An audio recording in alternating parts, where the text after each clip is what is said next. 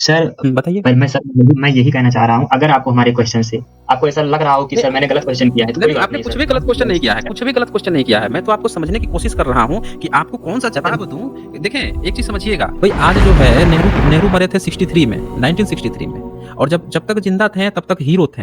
आज की डेट में उनको सब लोग विलेन समझते हैं। मतलब आज़ादी के 75 साल नहीं बीता, 75 साल में से आप समझिए कि 60 साल नहीं बीता, उनको विलेन बना दिया गया। और आप कह रहे हैं कि 7th-8th सेंचुरी का भी अगर कोई मंदिर है, मान लेते हैं है, तो उसको देखकर 5100 साल पुराना का कोई तथ्य कैसे निकाल देगा? फायर अल्टर जो है, आप चूल्हा जो होता है उसको भी फायर अल्टर कह सकते हो। आप जो है जाड़े के दिनों में हाथ सेकने के लिए भी कह सकते हो कि भाई ये जो है फायर अल्टर्स में हम हाथ सेक रहे हैं। आप जो है अपने भुट्टा-वुट्टा भी पका सकते हो, तरह-तरह की चीज़ें भी बना सकते हो। मैं आपसे ये पूछना चाह रहा हूँ कि यही चीज़ को दिखाकर इन लोगों ने हल्ला किया है। देखो लिखा भी है कालीबंगन, हड़प्पा फायर अल्टर्स।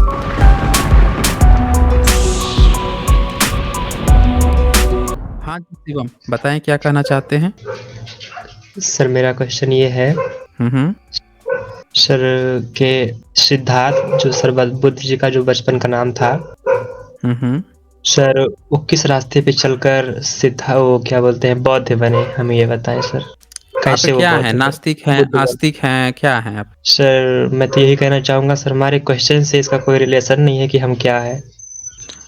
जय भीम आप जय भीम बोलते हैं, जय श्री राम बोलते हैं, क्या बोलते हैं? सर हमें क्वेश्चन का जवाब चाहिए सर, उसके बाद हम बताएंगे लास्ट में हाँ, तो आपको। क्वेश्चन हम बता देंगे ना, मैं तो बोल रहा हूँ ना, जब भी कहीं आया जाता है तो अभिवादन की एक शैली होती है ना, तो जी सर अभिवादन होती है। आपने नहीं किया तो मुझे ऐसा लगा कि आप जो है थोड़ा-सा डर रहे हैं या थोड़ा-सा अनफ्रेंडली होने की कोशिश कर रहे हैं, तो मैं थोड़ा-सा आपसे फ्रेंडली एक बिहेवियर चाहता हूँ। बिल्कुल नाराज़ जी ना सर। हो, रुष्ट होके ना आएँ, आराम से आएँ, एक नहीं शैली सर होती रुक है, लीजिए, उस तरह कोई से बात बात करें। नहीं। हाँ, हाँ। इसीलिए मैं पूछ रहा जी था, सर। मेरा ऐसा नहीं है कि आपके प्रश्न का उत्तर नहीं दूँगा, ऐसी बात नहीं है। तो जी सर। पहले ये अच्छा एक चीज़ ये बताइए मुझे कि आप ईश्वर पे बिलीव करते हैं? जी सर बिलीव करते हैं। हाँ, तो ठीक है ना जब आप ईश्वर पे कौन से ईश्वर जी। पे? अल्लाह वाले पे या राम कृष्ण वाले पे या फिर जीसस वाले पे? कौन से वाले पे? सर मैं अगर खुला बताऊँ तो सर मैं थोड़ा-सा कबीर विचारधारा से मतलब अपने आप को ज़्यादा मतलब प्रभावित समझता हूँ बस।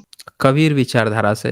रामपाली वाला नहीं ना है? रामपाली कबीर धारा जी? विचार से नहीं ना है? कि एक रामपाल नाम का कोई व्यक्ति है रामपाली, जी वो भी नहीं। कबीर धारा चलाता है, वो नहीं ना है? हाँ, तो फिर ईश्वर पे कैसे बिलीव करते हैं? कौन से ईश्वर पे बिलीव करते हैं फिर? जी, मैं आपसे ही पूछ रहा हूँ, कौन से ईश्वर पे आप बिलीव करते हैं? वो विचार ईश्वर किया ऐसा मैं आसमान में उससे कोई रिलेटेड नहीं हूँ। नहीं, कोई बात नहीं। मैं पूछ रहा हूँ कि आपका ईश्वर मतलब कहाँ रहता है? आसमान में रहता है कि कहीं और रहता है, किसी लोक में रहता है? कौन-सा ईश्वर है आपका?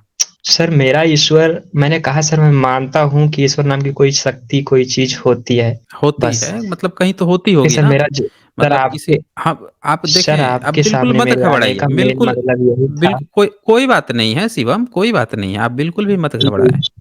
घबराने की बिल्कुल भी ज़रूरत नहीं जी है। सर। आप जो है देखिए आपने एक प्रश्न ही तो पूछा है ना, अगर मैं आपका प्रश्न का उत्तर ना दे के भेजूँ तो आप जी। कहिएगा कि भई मैंने प्रश्न पूछा उन्होंने उत्तर नहीं दिया।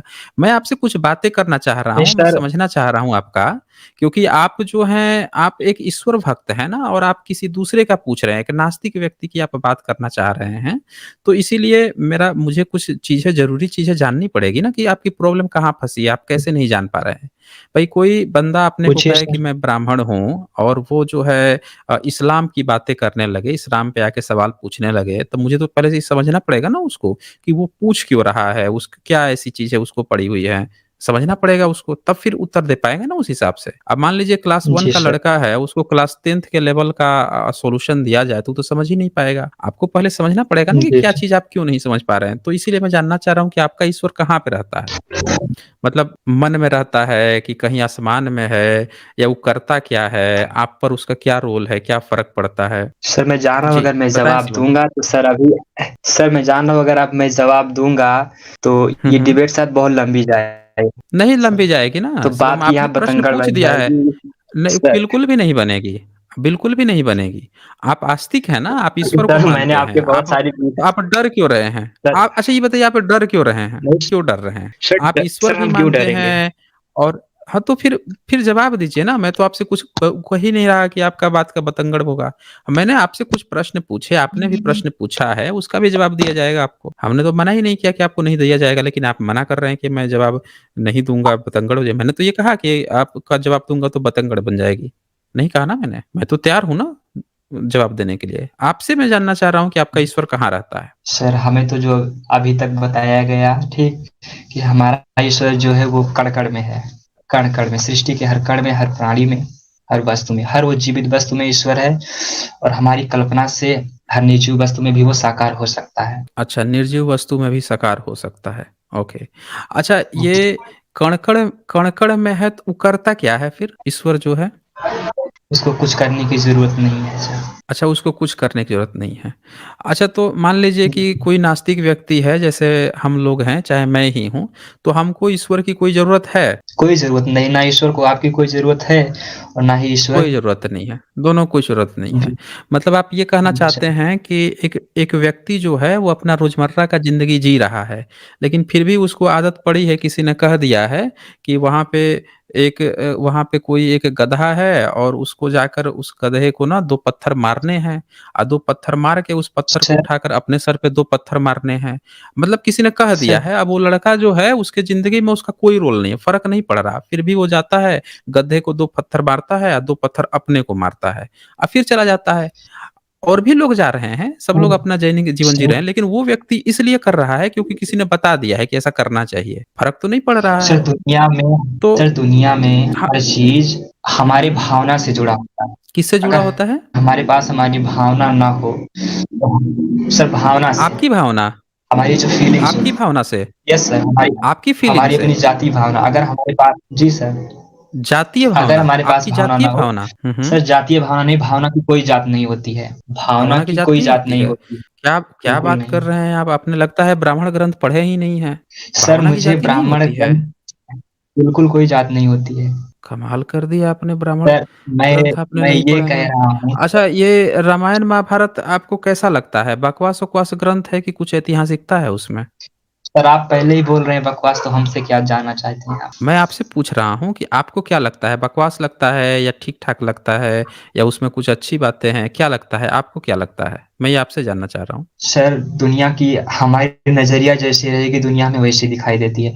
अगर हम इस नज़र से हुँ, देखेंगे हुँ। कि इस रामायण और गीता एक धार्मिक ग्रंथ है, तो उस नज़रिए से हम उसमें तमाम गलतियाँ निकाल सकते हैं। लेकिन हम अगर ये देखेंगे कि हुँ, इसमें हमको एक जीने का अच्छा तरीका बताया जाता है, कुछ थोड़ा-बहुत हुँ, भी हुँ। 100% ना मिल के हमें 50% भी सही चीज़ें मिल रही हैं, 50% गलत चीज़ें मिल रही हैं, तो हम उसे फ़ॉलो कर सकते हैं। खराब को हम छोड़ सकते हैं, अच्छा अच्छे को जी। फ़ॉलो कर सकते हैं। अच्छा, ये आप बस तय कर नज़रिया लेंगे पे कि ही अच्छा, ये आप तय कर लेंगे कि उसमें क्या अच्छा है, क्या बुरा है? बिल्कुल सर, अगर हमारे पास हमारी अपनी विवेक, अपनी बुद्धि है, तो हम डिबेट को मतलब सर कि हम ये कन्फर्म कर सकते हैं क्या सही है, क्या गलत है। अच्छा जी, ये सर तो इससे आपने पहले बड़ा आपके मैंने इससे पहले आपके कई सारे वीडियो देखे हैं सर और मैं लकी इसलिए समझ रहा हूँ कि आज पहली बार मैंने ट्राई किया और सर मैं पहुँच गया आपके स्टूडियो तक। और आपने एक बार शायद कोई एक लेडीज़ थी, डिबेट में आप मतलब वो ये पूछने आई थी कि आप राम को राम था क्यों बोलती हैं? था क्यों बोलते हैं?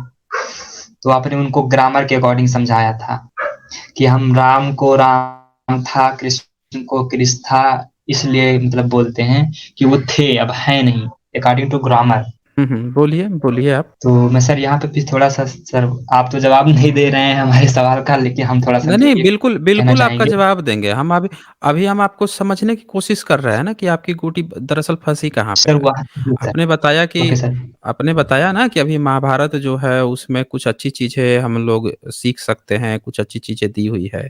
मान लीजिए ये महाभारत की किताब है। ये महाभारत की किताब मैंने आपके सामने ओपन कर दिया। अब इस किताब को जी जब सर। मैंने ओपन किया तो इसका मैंने एक सर्ग निकाला, सर्ग 103 लिखा हुआ है। क्या लिखा है? सर्ग आदि पर्व है, पर्व होता है इसमें और इसका हुँ, 103 पर्व है। अब इसमें जो है कुछ बातें लिखी हुई हैं, जैसे इसका 8वाँ और 10वाँ जो श्लोक है, इसमें कुछ लिखा हुआ है। ज़रा एक बार इसको पढ़ें तो? यस सर पढ़ रहे हैं। जोर से पढ़िए, पब्लिक भी सुनेगी ना, नहीं तो पब्लिक बोर होगी फिर। सर लिखा हुआ है मेरा पुत्र तुम्हारा भाई विचित्र वीर जो पराक्रमी होने के साथ ही तुम्हें अत्यंत प्रिय था। छोटी अवस्था में ही स्वर्गवासी हो गया। नरश्रेष्ठ उसके कोई पुत्र नहीं हुआ था। तुम्हारे भाई की ये दोनों सुंदरी सुंदरी रानियाँ जो कि काशीराज कन्याएँ हैं, मनोहर रूप और युवा अवस्था से संपन्न हैं। इनके हृदय में पुत्र पाने की अभिलाषा है। भारत तुम हमारे कुल की संतान परंपरा को सुरक्षित रखने के लिए स्वयं ही इन दोनों के गर्भ से पुत्र उत्पन्न करो, महाभाव मेरी आज्ञा से ये धर्म कार्य तुम अवश्य करो। जी सर। आपको कुछ समझ में आया इसमें क्या लिखा है? सर इसमें लिखा है साफ-साफ यही है कि विचित्रवीर्य की जो है सर वो मतलब वो तब उनका मौत हो गई तो उनकी जो रानियाँ थी उनको पुत्र प्राप्त करने की अभिलाषाएँ थी। तो इसमें मतलब ये आज्ञा दिया जा रहा है। वेद व्यास जी शायद आज्ञा दे रहे आज्ञा हैं। कोई उनकी सासू माँ आज्ञा जी। दे रही हैं। उन दोनों की इच्छा नहीं थी, ज़बरदस्ती लिख दिया है यहाँ पे। आगे जब पढ़िएगा तो पता चलेगा कि दोनों ज़बरदस्ती भेजा गया था वहाँ पे, दोनों जाना नहीं चाह रही सर थी, मुझे ज़बरदस्ती पहले तैयार आप ये किया जाता बताएँगे है। तो ये आप सर आप तो ये यहाँ कहाँ से पे हमें बता रहे हैं इसके रचयिता कौन है? आदि आदि आदि पर्व का श्लोक 8 और 10 इसका सर रचयिता जो है इसका गीता पब्लिकेशन कौन है? गीता प्रेस गोरखपुर है इसका। गीता प्रेस गोरखपुर जो भारत में क्या सबसे हनुमान ज्यादा प्रसाद बिकने वाला पोद्दार जी धार्मिक ग्रंथ है। हाँ, फिर हनुमान से बोलिए। प्रसाद पोद्दार जी का है? हनुमान प्रसाद हाँ, पोद्दार जी का है ये? अब उन्हीं का होगा और किसका हो सकता है? क्योंकि सर गीता प्रेस गोरखपुर से सबसे ज़्यादा उन्हीं की बिकती है, तो अगर उनकी हो थोड़ा ज़्यादा विश्वसनीय होगी मानने वालों के हाँ, लिए। उन्हीं की है ना। गीता प्रेस गोरखपुर जो है वो भारत का सर सबसे ऐसे ऑथेंटिक और ऐसे घर आप कह घर दे में रहे हैं बिकने उन्हीं का वाला है, थोड़ा सबसे बड़ा दिखा है। दें। ये नहीं, सर कह आप तो रहे हैं सुनिए आप सर मेरी थोड़ा सा दिखा देंगे तो थोड़ा ज़्यादा क्या चीज विश्वसनीय, क्योंकि आप हर बात जो क्या है चीज दिखा दें? तर्कपूर्ण से सिद्ध करते हैं। नहीं, सर क्या इसके चीज प्रकाश दिखा में दें? मतलब दिखा दे थोड़ा लोगों को क्या क्या थी यही कि मतलब लेखक अरे इसके या अरे प्रकाशक कौन भाई, है? इनका प्रकाशक गीता प्रेस गोरखपुर है। जिसको भी नहीं बिलीव है, आप गीता प्रेस गोरखपुर खरीद लीजिए, खरीद के मंगा लीजिए और मंगा के चेक कर लीजिए। मैंने गीता प्रेस गोरखपुर का ही उठाता हूँ और उठाने का सिर्फ एक रीजन है कि वो भारत में सबसे ज्यादा बिकता है। आप बिल्कुल भी चिंता मत कीजिए इसमें। ये चैनल जो है ना, आप सोच रहे हैं कि आप एक कॉलर बन के आए हैं और ये चैनल जो है आपको कुछ गलत बातें बता के भेज देगा, झूठ बोल देगा कि ये पब्लिकेशन। नहीं भाई साहब, यहाँ पे जब किसी दूसरे राइटर की दिखाई जाती है ना, तो ये भी बता दिया जाता है कि ये किस राइटर की है। यहाँ पे मैं पूरे होशो हवास और रिस्पॉन्सिबिलिटी से बोल रहा हूँ कि ये गीता प्रेस गोरखपुर से ये मटेरियल पूरा उठाया। एक पेज नहीं है, ये पूरा का पूरा वो है। ये जी कहाँ गया ये? एक मिनट। सर खैर और हमारी मानसिकता आप समझ गए हो तो हमारे सवाल का जवाब दें। हाँ, हाँ, तो वो अभी मैं आपसे पूछ रहा हूँ ना। ये देखें, मुझे आपने कहा कि अगर उसमें से कुछ अच्छी बातें जो हैं वो समझ सकते हैं तो समझनी चाहिए। अब ये बताइए, जिस कहानी को हमें सर पढ़ाया आपने जा रहा हमारे है, क्या सामने कोई अच्छी एक बात कोई नहीं रखी सर। हाँ, सर तो हमारे सुनिए ना, सामने आप आपने कोई काहे अच्छी बीच में बात क्रॉस नहीं क्यों कर रखी। रहे हैं? अरे आप रुकिए, आप क्रॉस क्यों कर रहे हैं मेरी बात को? आप सुनिए ना पहले मेरी बात को। अगर आप जो है ये महाभारत में ये जो चीजें हैं कि महाभारत की शुरुआत ही हो रही है नियोग से। ये बताइए, कोई घर है, कोई फैमिली है और उसमें का पति मर जाए, उसकी 2 बीवियाँ हों, तो वो दोनों तो विधवा हो गईं। अगर वो राजा की दोनों बीवी हैं तो पूरा मोहल्ला, शहर सब लोग जानता है कि हाँ, वो दोनों विधवा हो गई हैं। अब उनको कोई बच्चा पैदा होगा, अब वो भी उसके साल भर बाद, 2 साल बाद बच्चा पैदा होगा या 3 साल 4 साल बाद बच्चा पैदा होगा, तो कोई भी प्रश्न खड़ा कर सकता है कि भाई इनके बच्चा कैसा पैदा हो गया? ये तो सवाल बनेगा ना। लेकिन यहाँ पे क्या दिखाया जा रहा है कि वो मर चुका है, पूरी दुनिया जानती है। इसके बावजूद भी लिखा जा रहा है कि भैया इनको जो है बच्चा कोई और पैदा कराए। अब ये बताइए मुझे कि ये कौन-सी सत्य सनातन संस्कृति है जिसमें महिलाएँ विधवा हो जाती हैं, उसके बाद से भी उनको प्रेग्नेंट करवाया जाता है किसी दूसरे से? ये क्या हमारा समाज है? क्या हमारे भारत का ये कल्चर है? आपको लगता है कि ये हमारे पूर्वज ऐसा करते होंगे या भारत का ऐसा कल्चर रहा होगा? ज़रा बताइए शिवम जी, बताइए। सर शिवम, क्या मैंने आप कहा कि सर ये अच्छी पॉइंट नहीं आपने हमारे सामने रखा है। जी सर सुन रहे हैं अच्छा, आपको। कोई बात नहीं है। आपको अगर सर मैं अच्छा नहीं लग रहा है तो हम और आगे बढ़ा देते हैं। लीजिए ना, आगे बढ़ा देते हैं। इसमें कौन-सी बड़ी बात है? और आगे बढ़ा देते हैं। ये पढ़ लीजिए, ये 104 सर्ग है गीता प्रेस का और 1 और 2 है। ये पढ़ के देखिए, ये पढ़ के देखिए इसमें भीष्म क्या जी लिखा कहते है। हैं। जी सर पढ़ रहे हैं। भीष्म जी कहते हैं माता भारत वंश की संतान परंपरा को बढ़ाने और सुरक्षित रखने के लिए जो नियत उपाय है उसे मैं बता रहा हूँ सुनो। किसी गुणवान ब्राह्मण को धन देकर बुलाओ जो विचित्र वीर की स्त्रियों के गर्भ से संतान उत्पन्न कर सके। अच्छा, अब ये बताइए कि क्या ऐसा कल्चर होता सर है, पढ़ कोई लीजिए। भी व्यक्ति जो अपने को हिंदू कहता हो, कोई भी व्यक्ति जो अपने को ब्राह्मण धर्मी कहता हो, क्या उसके घर में कोई स्त्री मर जाए नहीं पुरुष मर जाएगा तो वो अपनी स्त्रियों को धन वगैरह दे के ब्राह्मण को बुला के उनको प्रेग्नेंट करवाएगा? बताइए, ये क्या हम लोगों का सभ्यता कल्चर हो सकता है? सर यहाँ क्या हम एक पॉइंट हाँ, देना बोलिए। चाहेंगे सर, इससे यही साबित हो रहा है कि ब्राह्मण बुलाने की हुँ, बात हुँ। की जा रही है एज अ डॉक्टर। ये तो नहीं कहा जाए कि हाँ वो हस्बैंड बने, अच्छा, उस ये औरत का बात वो कही गई हस्बैंड है। बने, ऐसा कुछ नहीं कहा गया है। अच्छा, हो सकता है हस्बैंड कि नहीं उस कहा वक्त ऐसा कोई, हाँ, हाँ। हाँ, हाँ, जी बोलिए, सर, बोलिए। जैसे आजकल हम लोग तमाम टेस्ट ट्यूब से बच्चे पैदा होते हैं जिनको नहीं बच्चे रहते हैं, ऐसा अच्छा संभव हो जी। गया आजकल। हुँ, हुँ। तो हो सकता है कि किसी हुँ, को हुँ। बुलाया जा रहा हो, यही बात यहाँ पे कही गई। जहाँ तक हमको अच्छा दिखाया ही वो गया, बात बताया ही गया है कि जी सर, कि हुँ, हुँ। मतलब मंत्रों द्वारा, ठीक तमाम सिद्धियों द्वारा ऐसे पुत्र प्राप्ति हो जाती थी पहले। अब भी होती है, ऐसी कोई बात नहीं, लोग बताते हैं। हो सकता है ऐसे ही एज अ हस्बैंड ना बुलाया गया हो। अच्छा, हस्बैंड नहीं बुलाया गया है। चलिए, अब सर ये इससे ज़रा पढ़िए तो यहाँ पे 45 जो श्लोक है उसको ज़रा पढ़िए तो हाइलाइटेड किया है मैंने। प्रभु तुम ही सोचो, बिना राज का राज्य कैसे सुरक्षित और अनुशासित रह सकता है, बिना राजा का राज्य कैसे सुरक्षित और अनुशासित रह सकता है। इसीलिए शीघ्र गर्भाधान करो, भीष्म बालक को पाल पोस कर बड़ा कर लेंगे। ठीक है? ये क्या कह रहा है? शीघ्र ठीक है। गर्भाधान करो। समझ रहे हैं? ये डॉक्टर जी की सर। बात नहीं हो रही है, यहाँ गर्भाधान की बात हो रही है। जैसे लोग बैल सर पशु-वशु को ले जाते हैं गर्भाधान कराने के लिए, वैसे महिलाओं के गर्भाधान की बात हो रही है।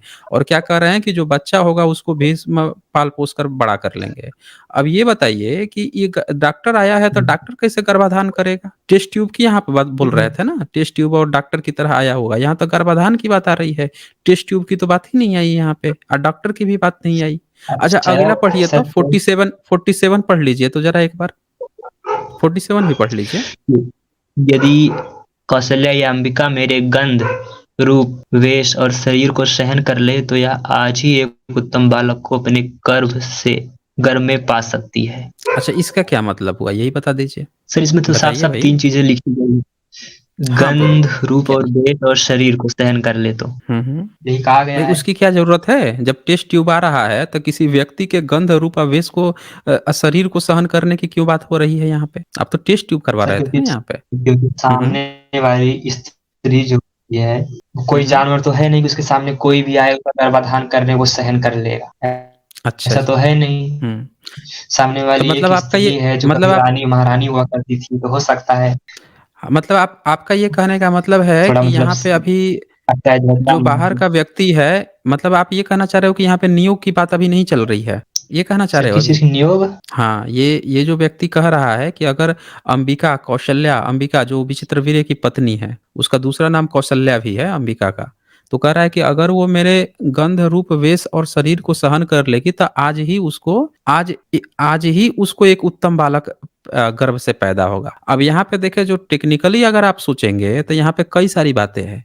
पहला तो बात क्या कह रहा है कि आज ही उसको बालक अब ये बताइए कि एक महिला जो होती है वो बच्चा पैदा कर सकती है लेकिन उसके लिए डेज पर डिपेंड करता है कि कौन सा दिन हो लेकिन ये क्या कह रहा है आज ही बालक पैदा कर देगी। अब ये बाहर से आया हुआ बंदा है नियोग करने के लिए ये तो गारंटी दे रहा है कि आज ही कर देगा। ये तो सारे साइंस की ही 1 टू जेड कर दिया। जो साइंस का जो प्राकृतिक जो नियम है उसी को ए टू जेड कर दिया। अच्छा, अब थोड़ा आगे और पढ़ लीजिए। आप कह रहे थे ना डॉक्टर बुलाने की, ज़रा ये पढ़िए।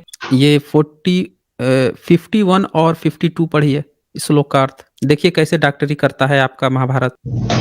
सर मेरा महाभारत नहीं, मैंने नहीं, सर आपसे आपने कह पहले ही रहा था ना साफ कि कर दिया था। महाभारत नहीं, आपने साफ नहीं सर कह मैंने दिया था आपसे ना, आपने पहले ही आपने साफ रामायण कह और दिया था। महाभारत से सीख लेने की, आपने इसको कल्चर आप समझते हो, आप आस्तिक हो, ईश्वर पे बिलीव करते हो, तो हमको जानना पड़ेगा ना, अब सच्चाई तो अपने ग्रंथों की जाननी पड़ेगी। अगर आपके प्रश्न जो हैं, जब देखें महाभारत पे तो आपने प्रश्न नहीं पूछा आके हमसे, आप बुद्धिस्ट भी नहीं हैं, आके आप जो है सिद्धार्थ पे प्रश्न पूछ रहे हैं और बुद्ध पे पूछ रहे हैं, तो ठीक है आपने पूछ लिया, हमने मना नहीं किया। लेकिन एक बार जिस फील्ड से आप रखते हैं, जिस धर्म से, जिस संप्रदाय से आप ताल्लुक रखते हैं, उनकी भी तो 1-2 बार क्वेश्चन करना सीखिए, क्वेश्चन तो राइज़ कीजिए उनमें भी। हमेशा कब तक सिद्धार्थ और बुद्ध के नाम पर खेती चलती रहेगी?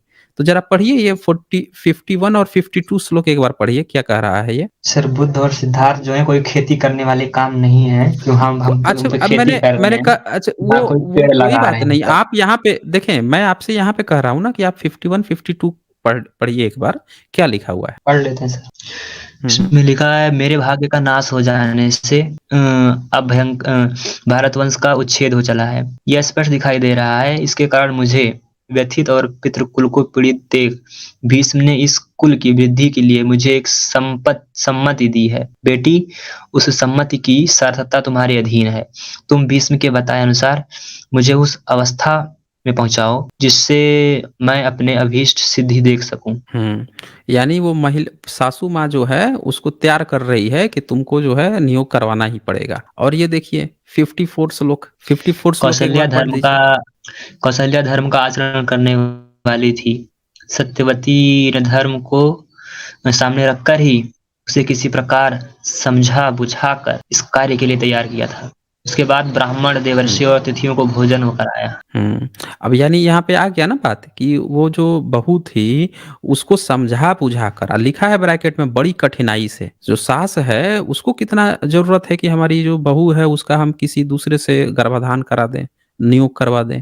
अब बताइए इस तरह की जब गंदी-संदी बातें धार्मिक किताबों में लिखी हुई हैं, इन पे आपने कभी सवाल तो नहीं पूछा है शिवम महोदय कि आ जाएँ साईं जर्नी से पूछ लें कि सर तनी एक बार ये भी बता दीजिए कि हमारे रामायण महाभारत में क्या गंदगी लिखी है? हैं? हमेशा ठीक है सवाल जो सर, है हम दूसरों पे तो आता है, आप अपने धर्म ग्रंथ पे नहीं करते हो, बताइए ये सब क्या-क्या लिखा है? सर कभी अपने भी मैंने धर्म पहले ग्रंथ पे आपको उठाया दिया। करें ना। अच्छा, सर मैंने ये अब कहा ये देखिए, कि अच्छा अब आ ऐसा जाते हैं ना, ऐसा अब तो देख नहीं है लीजिए कि ना। बुद्ध अब हमारे नहीं है या। जी सर, बोलिए। अब एक बार इसको पढ़ लीजिए, कंप्लीट कर लीजिए, आपका उत्तर दे दूँगा मैं। पढ़िए इसको, देखिए हाइलाइटेड करके रखा हूँ मैं। 1 नंबर। वैशंपायन जी कहते हैं, जन्मेजय तदंता सत्यवती ठीक सुबह समय समय पर अपनी स्नाता पुत्र वधू को सैया पर बैठाती हुई धीरे से बोली, कौशल्य तुम्हारे एक देवर हैं, वे ही आज तुम्हारे पास गर्भाधान के लिए आएंगे। तुम सावधान होकर उनकी प्रतीक्षा करो, ये ठीक आधी रात के समय वहीं यहाँ पधारेंगे। सास की यह बात अभी सुनकर आपको आप कौसल्या पवित्र सैया पर शयन हुँ, हुँ। करके उस समय मन ही मन भीष्म तथा अन्य श्रेष्ठ कुरुवंशियों का चिंतन करने लगी है। अच्छा ये बताइए कि अब जी सर। डॉक्टर जो है वो आधी रात में आएगा गर्भाधान के लिए, कौन सा डॉक्टर ही था? आप कह रहे थे ना कि भाई यहाँ पे डॉक्टर वॉक्टर की बात हो रही है। आप कितना पॉजिटिव सोचते हैं ना अपने धर्म ग्रंथ के लिए कि हमारे धर्म ग्रंथ में कुछ लिखा है तो डॉक्टरी की कुछ आप बोल रहे थे टेस्ट ट्यूब बीबी की कुछ बात चल रही होगी। कितना पॉजिटिव सोचते हैं। आप ये भी क्योंकि बताइए यहाँ पे अभी भी आपको क्या लग रहा है कि आपके टेस्ट ट्यूब बेबी के लिए आ रहा है आधी रात में? क्योंकि क्योंकि बताइए। मानव जाति के लिए पॉजिटिव सोचना ही उचित है, इसलिए हम हर चीज़ में नहीं इसको पॉजिटिव ही सोचते हैं, अरे नेगेटिव सोचना हमारी आप फितरत में नहीं है। सोचते हैं ना, यही तो सबसे बड़ी प्रॉब्लम है। आप पॉजिटिव नहीं सोचते हैं, पॉजिटिव सोच रहे होते हैं तो आके सबसे पहले इसमें सवाल खड़ा किए होते हैं।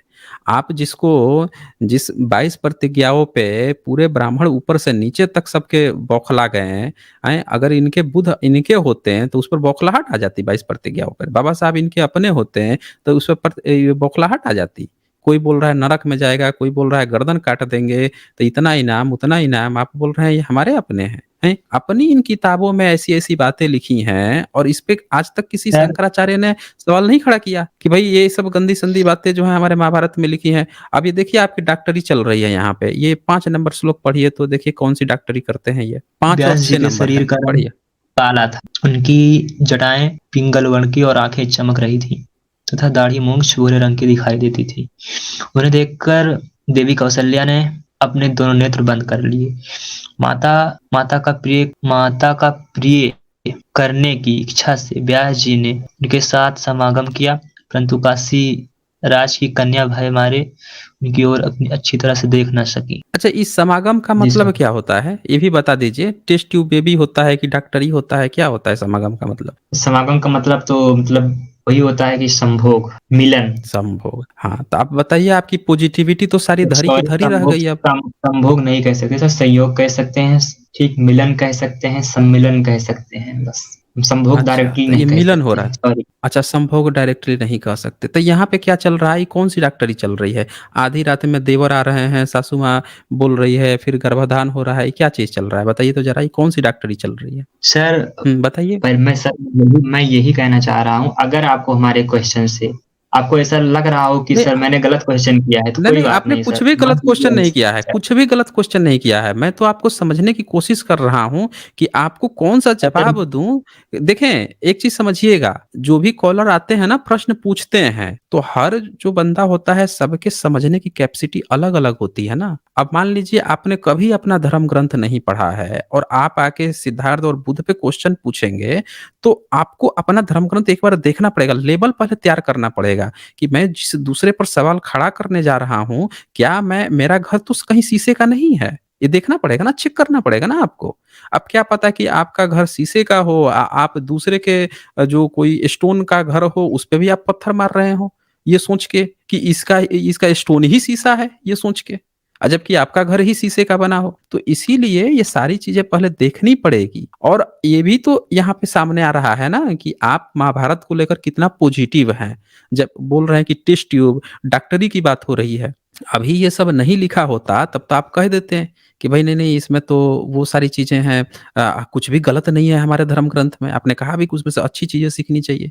अब ये बताइए, ये जो चीज़ आपने पढ़ा है अभी, भारत का कौन-सा ऐसा फैमिली है जो इस तरह का काम करवाता है? बताइए मुझे। ऐसा कोई भी फैमिली बता दीजिए जो करवाता है। अगर नहीं ये सब काम होता है आजकल, नहीं होता है, तो ये हमारा कल्चर भी नहीं है फिर।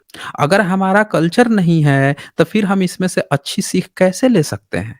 मैं सिर्फ़ इतना जानना चाह रहा था। समझ रहे हैं शिवम जी? सर मैं सिर्फ़ आपसे इतना जानना चाह रहा था कि हम लोग इसमें से अच्छी सीख कैसे ले सकते हैं? जिसका आपने दावा किया कि हाँ, उसमें कुछ अच्छी चीज़ें हैं, वो हमको सीखनी चाहिए। सर, मैं आपको बताइए नहीं ये सब। जानना चाहता हूँ, क्या हुँ, क्या हुँ। पूरे महाभारत में, पूरे रामायण में ऐसी कोई भी हुँ, हुँ। प्रसंग, ऐसा कोई भी ज़िक्र, वाक़या ऐसा कुछ नहीं है जिससे हम कोई सीख ले सकें?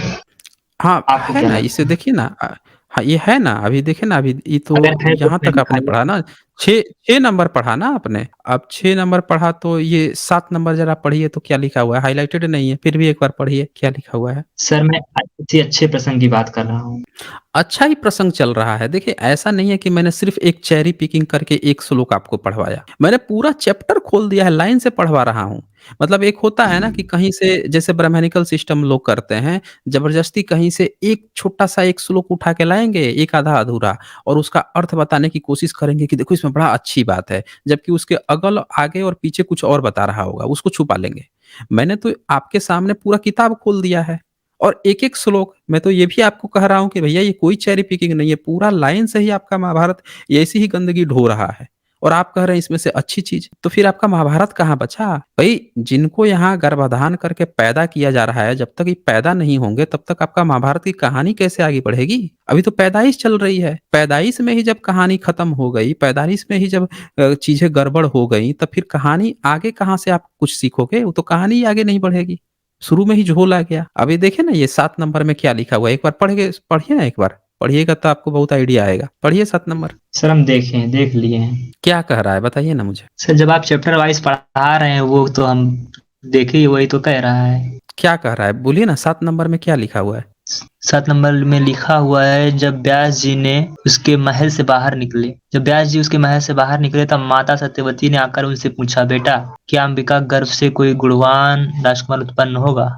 बताइए। ये लिखा है। समागम करके आए और सासू माँ तुरंत उनसे पूछ ली कि भैया ये बताओ गुणवान उत्पन्न होगा? आप सुनिए, देखिए, ये बताइए क्या बोल रहे हैं ये? ये ये तो बताइए माता के कितना क्या दोष चीज़ से हम लोग इसे बोलिए। वो अंधा ही होगा, ऐसा व्यास जी कह रहे हैं। हाँ, बताइए। अब ये अच्छा ये बताइए, ये कौन-सी निंजा तकनीक है कि उसमें वो बेचारी जो है आ नहीं रही थी, ज़बरदस्ती उसको भेजा गया, आँख बंद कर ली वो, तो उसको कह रहे हैं कि अब उसका बेटा जो है अंधा पैदा होगा। ये तो नियोग करने वाला बड़ा चतुर खिलाड़ी है। भई ऐसा होता है क्या कहीं पे? ये कौन-सी निंजा तकनीक सिखाने की कोशिश की जा रही है कि एक व्यक्ति को लाया गया भई संभोग कराने के लिए, नियोग कराने के लिए, और वो व्यक्ति कह रहा है कि नहीं उसने हमको ठीक से देखा नहीं, पहले कह रहा है कि हमारा गंध, शरीर और थूका-थूका बर्दाश्त करना पड़ेगा, पता नहीं क्या-क्या बर्दाश्त करना पड़ेगा, और फिर कह रहा है कि अब अंधा भी बच्चा पैदा होगा, नियोग करके। अब ये बताइए कि ऐसा होता है क्या भई कि कोई अ तुरंत ही ये भी घोषणा कर दे कि इसमें जो है ये बच्चा पैदा होगा, वो बच्चा पैदा होगा? हुँ? ये जरा आगे पढ़िए तो ये नहीं क्या ऐसा कह कुछ। रहा है ये नहीं होता ना। अब एक ये पढ़िए, ये 14 और 15 नंबर पढ़ के देखिए ये क्या कह रहा है। तत्पश्चात देवी सत्यवती ने अपने दूसरी पुत्रवधू को समझा बुझाकर गर्भाधान के लिए तैयार किया और इसके लिए पूर्ववत महर्षि व्यास का आह्वान किया। फिर महर्षि ने उसी नियोग की संयमपूर्ण विधि से देवी अम्बालिका के साथ समागम किया। भारत महर्षि व्यास को देखकर वह भी कांतिहीन और पांडुवर्ण की हो सी गई, यानी अच्छा पीली जी। हो गई। हाँ, अब ये बताइए कि ये जो दूसरी रानी है, उसके साथ भी जी। इसने कर दिया। अब वो क्या लिख रहा है, कांतिहीन पांडु वर्ण की सी हो गई। अब जरा ये पढ़िए तो ये क्या कह रहा है, 16 और 17 नंबर में क्या कह रहा है। अम्बालिका, तुम मुझे विरूप देखकर पांडुवर्ण की सी हो गई थी, इसलिए तुम्हारा यह पुत्र पांडु रंग का होगा। अब ये बताइए ये कौन सा निंजा तकनीक है। ये तुरंत जान गया कि अब वो पांडु रंग का होगा, पांडु होगा, वो नपुंसक होगा, पीले रंग का होगा। ये कैसे ये जान गया तुरंत ही, और आप लोग इसी से सीखेंगे। और इसके बाद भी पेट नहीं भरा तो इसको भी कर दिया, एक बार तीसरी बार भी चला आया। अब ये देखिए कहाँ गया ये। इसके बाद हाँ ये देखिए ये क्या, पढ़िए ऊपर से। परंतु देव कन्या के समान सुंदरी और अंबिका महर्षि के उस कुत्सित रूप और गंध का चिंतन करके भय के मारे देवी सत्यवती की आज्ञा नहीं मानी। काशीराज की पुत्री अंबिका ने अप्सरा के समान सुंदरी और अपनी दासी को अपनी ही आभूषणों से विभूषित करके काले कलूटे महर्षि व्यास के पास भेज दिया। महर्षि के आने पर उस दासी ने आगे बढ़कर उनका स्वागत किया और उन्हें प्रणाम करके उनकी आज्ञा मिलने पर वह सैया बैठी और सत्कार पूर्वक उनकी सेवा पूजा करने लगी। अब ये बताइए कि वो तो गया था रानी का वो नियोग करने, यहाँ दासी पहुंच गई, दासी का ही नियोग कर दिया। अब इस व्यक्ति को आप लोग बोलते हो कि ये व्यक्ति जो है महाभारत का लेखक है। तो ये हम लोग कौन सी मोरालिटी सिखाई जाती है, हम लोगों को कहा जा रहा है कि इसमें मोरल शिक्षाएं हैं, इससे हमें कुछ सीखना चाहिए। जिस व्यक्ति को लेखक बताया जा रहा है उसमें इतनी भी मोरालिटी नहीं है। पहले 2 बार किया, फिर तीसरी बार भी डिमांड कर रहा है कि नहीं वो अब वो पहला वाला अंधा हो जाएगा, तो ऑफ कोर्स वो दूसरी बार हमें चांस देंगे। दूसरी बार जाता है तो कहता है कि भाई वो तो अब पांडु हो जाएगा। फिर तीसरी बार चांस देता, तीसरी बार जो है वो डर जाती हैं, सब भेजती ही नहीं है, दासी को भेज देती हैं और दासी को भी वो कर देता है। भाई ये कौन सी मोरालिटी यहाँ से सिखाई जाती है। किसी व्यक्ति को हम क्या शिक्षा दे सकते हैं, आप बताएं हमें। इससे हम लोग कुछ सीख सकते हैं इससे। ये सब चीजें जो हैं, ये देखें क्या लिख रहा है यहाँ पे। और ये तो एकांत में, हाँ पढ़ लीजिए, इसको जी पढ़ सर, लीजिए। एकांत में मिलकर उस पर हाँ महर्षि व्यास बहुत संतुष्ट हुए। राजन कठोर व्रत का पालन करने वाले महर्षि जब उसके साथ शयन करके उठे तब इस प्रकार बोले, सुबह अब तू दासी नहीं रहेगी, तेरे उदर में एक अत्यंत श्रेष्ठ बालक आया, आलोक में धर्मात्मा तथा समस्त बुद्धि में श्रेष्ठ होगा। अब ये बताइए कि इनको ये बात पता है कि दासी है, फिर भी उसको कर दिए ये। अब ये बताइए, ये व्यक्ति को बताया जा रहा है कि ये महाभारत के लेखक हैं। हम लोग इनसे मोरालिटी सीख सकते हैं। जिस व्यक्ति में इतनी भी तमीज नहीं है कि वो रानी को आया है, रानी नहीं आई तो दासी को ही कर दिया नियोग है। अच्छा ये तो एक थी बात। आपने क्या कहा कि भाई आप तो एक ये चीज दिखा दिए, क्या पूरे महाभारत में ऐसी बातें हैं? अब ये बताइए, मैं आपको एक दूसरा ओपन करके दिखा देता हूँ।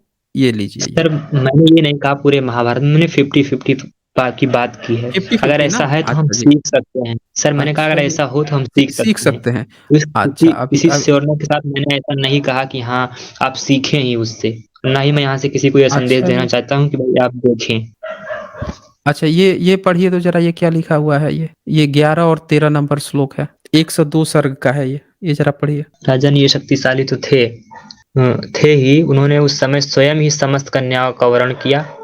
इतना ही नहीं, प्रहार करने वालों में श्रेष्ठ वीरवर भीष्म ने उस कन्याओं को उठाकर रथ पर चढ़ा लिया और समस्त राजाओं को ललकारते हुए मेघ के समान गंभीर वाणी में कहा।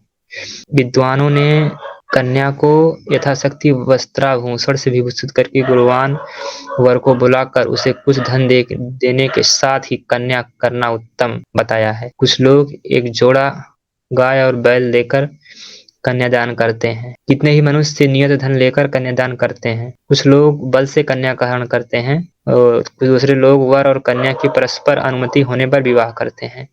कुछ लोग अचेत अवस्था में पड़ी हुई कन्याओं को उठाकर ले जाते हैं। कुछ लोग वर और कन्या को एकत्र करके स्वयं ही उनकी प्रतिज्ञा कराते हैं कि हम दोनों गार्हस्थ धर्म का पालन करेंगे। फिर कन्या पिता दोनों की पूजा करके अलंकार युक्त कन्या का वर के लिए दान करता है। इस प्रकार विवाहित होने वाले पत्नी की उपलब्धि करते हैं। अब ये कुछ लोग बताइए जरा, जी, आप पढ़ लीजिए, इसको भी पढ़ लीजिए। कुछ लोग आर्ष विधि करके ऋत्विक ऋत्विज को कन्या देते हैं। इस प्रकार विवाहित होने वाले पत्नी प्राप्त करते हैं। इस तरह विद्वानों ने यह विवाह का 8वां प्रकार माना है। इन सबको तुम लोग समझो। अब यहाँ पे क्या है कि भीष्म जो है काशी गया हुआ है। अब वहाँ पे 3 लड़कियां हैं, उन तीनों का स्वयंवर चल रहा है। अब उनको खुद ही उठा के अपने रथ में बैठा लेता है। अब बता रहा है कि शादी के इतने प्रकार हैं। ये बताइए, कौन सा शादी है कि कहीं शादी चल रही है 3 लड़कियों की, स्वयंवर है, आप जाइए तीनों को उठा के रथ में बैठा लीजिए कि नहीं हम ही लेके जाएंगे, जो उखाड़ना है उखाड़ लो तुम लोग। और इसमें शादी का प्रकार भी बता रहा है कि ये शादी है। और सुनिए आगे, आप मोरालिटी बता रहा था ना, मोरालिटी सीखने की, ये पढ़िए, ये क्या लिखा है। सर इसके पीछे भी तो कुछ वजह थी। हाँ तो पढ़िए ना, अभी वजह देख लेंगे ना, पढ़िए आगे ना, आप पढ़िए। क्षत्रिय स्वयं की प्रशंसा करते और उसमें जाते हैं, परंतु उसमें भी समस्त राजाओं को परास्त करके जिस कन्या का अपहरण किया जाता है, वह धर्मवादी विद्वान क्षत्रिय के लिए उसे सबसे श्रेष्ठ मानते हैं। देख लिया आपने, मिल गया ना आपको क्या वजह है। वजह ये है कि ये आपका महाभारत ये सीधे सीधे सिखा रहा है कि अगर कोई अपने को क्षत्रिय समझता है तक जाओ, जिसका भी स्वयंवर चल रहा है वहां की लड़कियों को उठाओ, रथ में बैठाओ, लेके चल दो, कह दो कि क्षत्रिय का तो यही शादी के लिए यही श्रेष्ठ माना गया है। क्या लिख रहा है कि क्षत्रिय स्वयंवर की प्रशंसा करते करते और उसमें जाते हैं, परंतु उनमें भी समस्त राजाओं को परास्त करके, सारे जितने भी राजा हैं सबको हरा के जिस कन्या का अपहरण किया जाता है, क्या लिख रहा है, अपहरण किया जाता है। स्वयंवर की बात नहीं आ रही है, अपहरण करने की बात आ रही है कि जितना लड़की को उठाओ और लेके चल दो। और यही कारण है कि पूरा राजपूताना जो था, इस राजपूताने में अक्सर हाँ ये हम लोगों को पढ़ाया गया कि राजपूताना लोग एक दूसरे की बेटी से उठा के लेकर भागने और बेटी को लेकर बड़े ज्यादा सेंसिटिव थे। ये क्यों पढ़ाया गया? क्योंकि उन लोगों ने ब्राह्मण धर्म उन पे थोपा गया, उन्होंने इसको अपना धर्म समझ लिया। जब आप गलत चीजों को किताबों में डालते हो और इन चीजों को उठा के लोगों पर थोपते हो, तो वो उनसे यही चीजें सीखते हैं। मैं कभी दोष नहीं देता यहाँ के भारत के किसी राजपूताना या किसी भी व्यक्ति को दोष नहीं देता। मैं दोष देता हूँ उस धर्म को जिस धर्म ने ये गंदगी उनको सिखा दी। अदरवाइज वो तो इंसान है। और राजपूताना ही नहीं, पूरे ब्राह्मणिकल समुदाय या जो भी समुदाय जो इस ब्राह्मणी व्यवस्था को मानेगा, जो इस महाभारत को पढ़ेगा, वो क्या कहेगा, इसमें क्या क्या लिख रहा है कि धर्मवादी विद्वान क्षत्रियों के लिए उसे सबसे श्रेष्ठ मानते हैं। किस में? कि जो सारे राजाओं को परास्त करके कन्या का अपहरण करके लाता है। अब ये बताइए, एक भीष्म जो है, भीष्म को तो शादी करनी नहीं थी, वो तो जिंदगी भर जी। कंवारा रहा। अब फिर भी 3 लड़कियों को उठा के ला रहा है। ये बताइए, ये हमारे भारत में कोई व्यक्ति ऐसा करेगा? कोई भी व्यक्ति जो है वो ऐसा करेगा कि जाए घर का कोई व्यक्ति या 3 लड़कियों को उठा लाया, फिर कहे कि यही क्षत्रियों का सबसे अपहरण करके लाना सबसे श्रेष्ठ धर्म है, और फिर घर में लाके किसी को कह दे कि लो तुम लोग शादी कर लो इससे? हैं? ऐसा करता है कोई? सर बताइए मुझे। सर देखिए, वो जो महाभारत में बोलिए। लिखी गई है कि भीष्म जी उठा के लेकर आए हैं, किसके लिए लेकर आए हैं, ठीक, तो उन्होंने शायद अपने दूसरे के लिए लेकर आया है, ठीक, 3 अरे लड़कियों को। भाई, किसी के लिए भी लेकर आया हो, किसी के लिए भी लाया हो, लेकिन ये तो उठा के लाया ना। ये और बताइए, आपकी शादी होगी, 1 मिनट जरा रुकिए, क्या ब्राह्मण धर्म जो है इस बात की, क्या ब्राह्मण धर्म इस बात की पुष्टि करता है कि किसी व्यक्ति के घर में शादी हो और उसका बड़ा भाई जो है वो जाकर उसकी कन्या को जबरदस्ती उठा के लाए, अपहरण करके लाए? ऐसा होता है शादी? ये शिक्षाएं और दीक्षाएं जो है हम भारतीयों को थोप रहे हैं और लिख भी रहे हैं बाकायदे की जो धर्मवादी विद्वान क्षत्रिय हैं उनके लिए सबसे श्रेष्ठ है। आज भी जितने भारत में बलात्कार हो रहे हैं और जितने भी लड़कियों पे एट्रोसिटी की जो बातें आती हैं, जो SC ST OBC के महिलाओं का जो अपहरण किया गया, उनकी हत्या की गई, रेप किया गया, बलात्कार किया गया उच्च जातियों के द्वारा, इसका कारण सिर्फ और सिर्फ ये महाभारत है आपका। इसमें ठोक के कह रहा है कि सबको परास्त करके कन्या का अपहरण कर दो, यही क्षत्रिय विद्वान, क्षत्रियों के लिए धर्मवादी विद्वान क्षत्रिय के लिए सबसे श्रेष्ठ मानते हैं। बताओ आप। ये सीधे-सीधे लड़कियों को, औरतों को अपहरण करके और उनके बलात्कार करने के लिए, इसको बलात्कार ही कहा जाएगा ना, ये शादी थोड़े हुआ, शादी ऐसे होता है, किसी को ज़बरदस्ती उठा के लेके चले आओ। आप कह रहे हैं इसका कारण हुआ है, इसीलिए मैं आपसे बोल रहा था कि आप अपना धर्म ग्रंथ जो है, उसमें आपको जो बुराई है, उसमें भी कितना पॉजिटिविटी नज़र आ रही है। पैरों की जो धम-धम है, वो भी आपको पायल की छम-छम जैसी सुनाई पड़ रही है। दूसरे में क्या लग रहा है कि भई दूसरे में तो वो सिद्धार्थ कैसे चले गए, वो बुद्ध कैसे बन गए, वो कैसे बन गए, वो समझ में आ रहा है। और फिर यहाँ पे राम भाई जी लिखते हैं, ये भावना कौन है? मिलना है एक बार। भावना? अच्छा, इससे पहले कोई व्यक्ति भावना पे बात कर नहीं, वो मन की भावना, महिला नहीं है कोई भावना, वो मन की बात कुछ कर रहे थे, ऐसा कुछ बोल रहे थे। अच्छा, हितेश जी जो हैं वो लिख रहे हैं, सर फाहियान ह्वेनसोंग ने बुद्धा का नाम क्या बताया है? सबने नाम लिखा है ना, शाक्य मुनि बुद्ध भी लिखा है, बुद्ध भी लिखा है, सारी बातें आई हुई हैं। वो ज़रूरत क्या थी उसको? उसको क्या ऐसी ज़रूरत पड़ गई कि उसको प्रेग्नेंट कर दिया? जब वो जानता था कि भाई ये राजा तो बन ही नहीं पाएगा, क्योंकि दासी है ना, दासी का पुत्र राजा नहीं बन सकता। इन्होंने पहले अंधे को बना दिया, फिर पांडु को बनाया, दोनों को बनाया, लेकिन इसको नहीं बनाया। तो ये बात व्यास जानता था, इसके बावजूद भी उसने दासी को प्रेग्नेंट किया, उसके साथ नियोग किया। तो ये इससे पता चलता है कि व्यास के भी मोरल जो चरित्र है उस पे भी सवाल खड़ा होता है, ठीक है ना? उस पे भी सवाल खड़ा होता है कि भाई उसने ऐसा क्यों किया, ये सब जानने के बावजूद भी। कहानी भी वही लिख रहा है। क्या पूछना चाह सर रहे यही थे? कहना है सर यही कहना है कि हुँ? जो सिद्धार्थ थे वो किस रास्ते पे चल के, किस पथ का मतलब अनुसरण करके वो बुद्ध हुए, बस यही जानना चाहता हूँ। हुँ। तो ऑफ़ कोर्स सीधी-सी बात है कि ह ये जो गंदगी आपने अभी पढ़ी है, इस सब पर तो नहीं चले होंगे। ये तो आपको भी लग गया कि आप भी नहीं चलेंगे इस सब पथ पे। चलेंगे आप? बताइए मुझे शिवम जी। हम ही क्या, कोई नहीं चलेगा। कोई नहीं चलेगा। तो सीधी-सी बात है कि बुद्ध जो हैं, सिद्धार्थ जिसको आप कह रहे हैं, वो जो हैं उनका जो पाथ था, वो बहुत सरल और आसान पाथ था। वो प्रैक्टिकलिटी पर बात करते थे, प्रैक्टिकल चीज़ों पे बात करते थे, जो चीज़ें घटती हैं उन पर बात करते थे और इसीलिए वो बिल्कुल ही अपना जो उनका समण कल्चर था, हम लोगों का जो समण कल्चर था, उसी कल्चर पर चलते हुए वो आगे बढ़े थे। समझ रहे हैं? ये सारी सर गंदगी जो लिखी गई है ब्राह्मणिकल सिस्टम में, ये सारी गंदगी बाद में लिखी गई है, ये सब चीज़ें उस समय अस्तित्व में भी नहीं थी। और जब सर इन्होंने हमने लिख भी लिया पढ़ा है। अपने अपने धर्म ग्रंथ में जब इन चीज़ों को लिख भी लिया, तो भी कोई इन पर चलना नहीं चाहेगा। आप बुद्ध को तो छोड़ दीजिए, वो तो 2600 साल पहले की बात है। आज की डेट में कोई चलना नहीं चाहेगा इन चीज़ों पे। तो आप बुद्ध की कहाँ बात कर रहे हैं, जिन्होंने पूरी दुनिया को मार्ग दिखा दिया। और कुछ पूछना सर आपको? हमने सर हमने ये पढ़ा है कि महात्मा बुद्ध जी 29 साल की इस अवस्था में ठीक अपना घर हुँ, हुँ। त्यागे और मतलब एक नदी के किनारे गए, जहाँ पे उन्होंने एक पीपल के वृक्ष के नीचे बैठा, वहाँ पे उन्होंने ज्ञान अर्जित किया। तत्पश्चात हुँ, उनको हुँ। मतलब बुद्ध कहा गया और कहाँ इस पढ़े घटना हैं? को पूरा निर्वाण कहाँ पढ़े हैं? निर्वाण मतलब प्राप्त। कहाँ सर ऐसा कहाँ किताबों में पढ़े पढ़ाया कहाँ हैं? जाता है, कौन सी किताब में? किताबों में पढ़ाया जाता है। मतलब कौन से सर किताब वैसे में? जब तो मैं महाभारत महाभारत जब खोला था, तो आप तो मुझसे प्रामाणिकता माँग रहे थे। मैंने जब जी सर महाभारत बता रहे खोला, हैं। तो आपने क्या कहा? रुक जाइए। आपने कहा कि भई आप जो है वो प्रकाशन खोल के दिखाइए, कौन से प्रकाशन का है, किसका है, तब प्रामाणिक साबित होगा। अब मैं आपसे वही चीज़ पूछ रहा हूँ कि आपने कौन से किताब से बुद्ध को पढ़ा है? तब तो पता चलेगा ना वो प्रकाशन और पब्लिकेशन आप भी बताइए। एक तरफ़ा बात मत हो ना, दो तरफ़ा होनी चाहिए। हाँ, बताइए। सर बता रहा हूँ सर 5 स्टैंडर्ड से देखिए लगने वाले आप सारे। रुक जाइए, ज़रा रुक जाइए। आपकी तरफ से बहुत ज़्यादा कुत्ते भौंक रहे हैं। ऐसा है कुत्ते आपको देखकर भौंक रहे हैं या उनको कुछ अलग सा दिख रहा है? क्या कारण क्या है? या सर दूसरों गली में पहुँच गए हैं? सर वो रोड पे हैं, हम थोड़ा रूम में अंदर है, थोड़ा सड़क के किनारे हमारा घर है, इस अच्छा, वज़ह से सुनाई दे रहा है।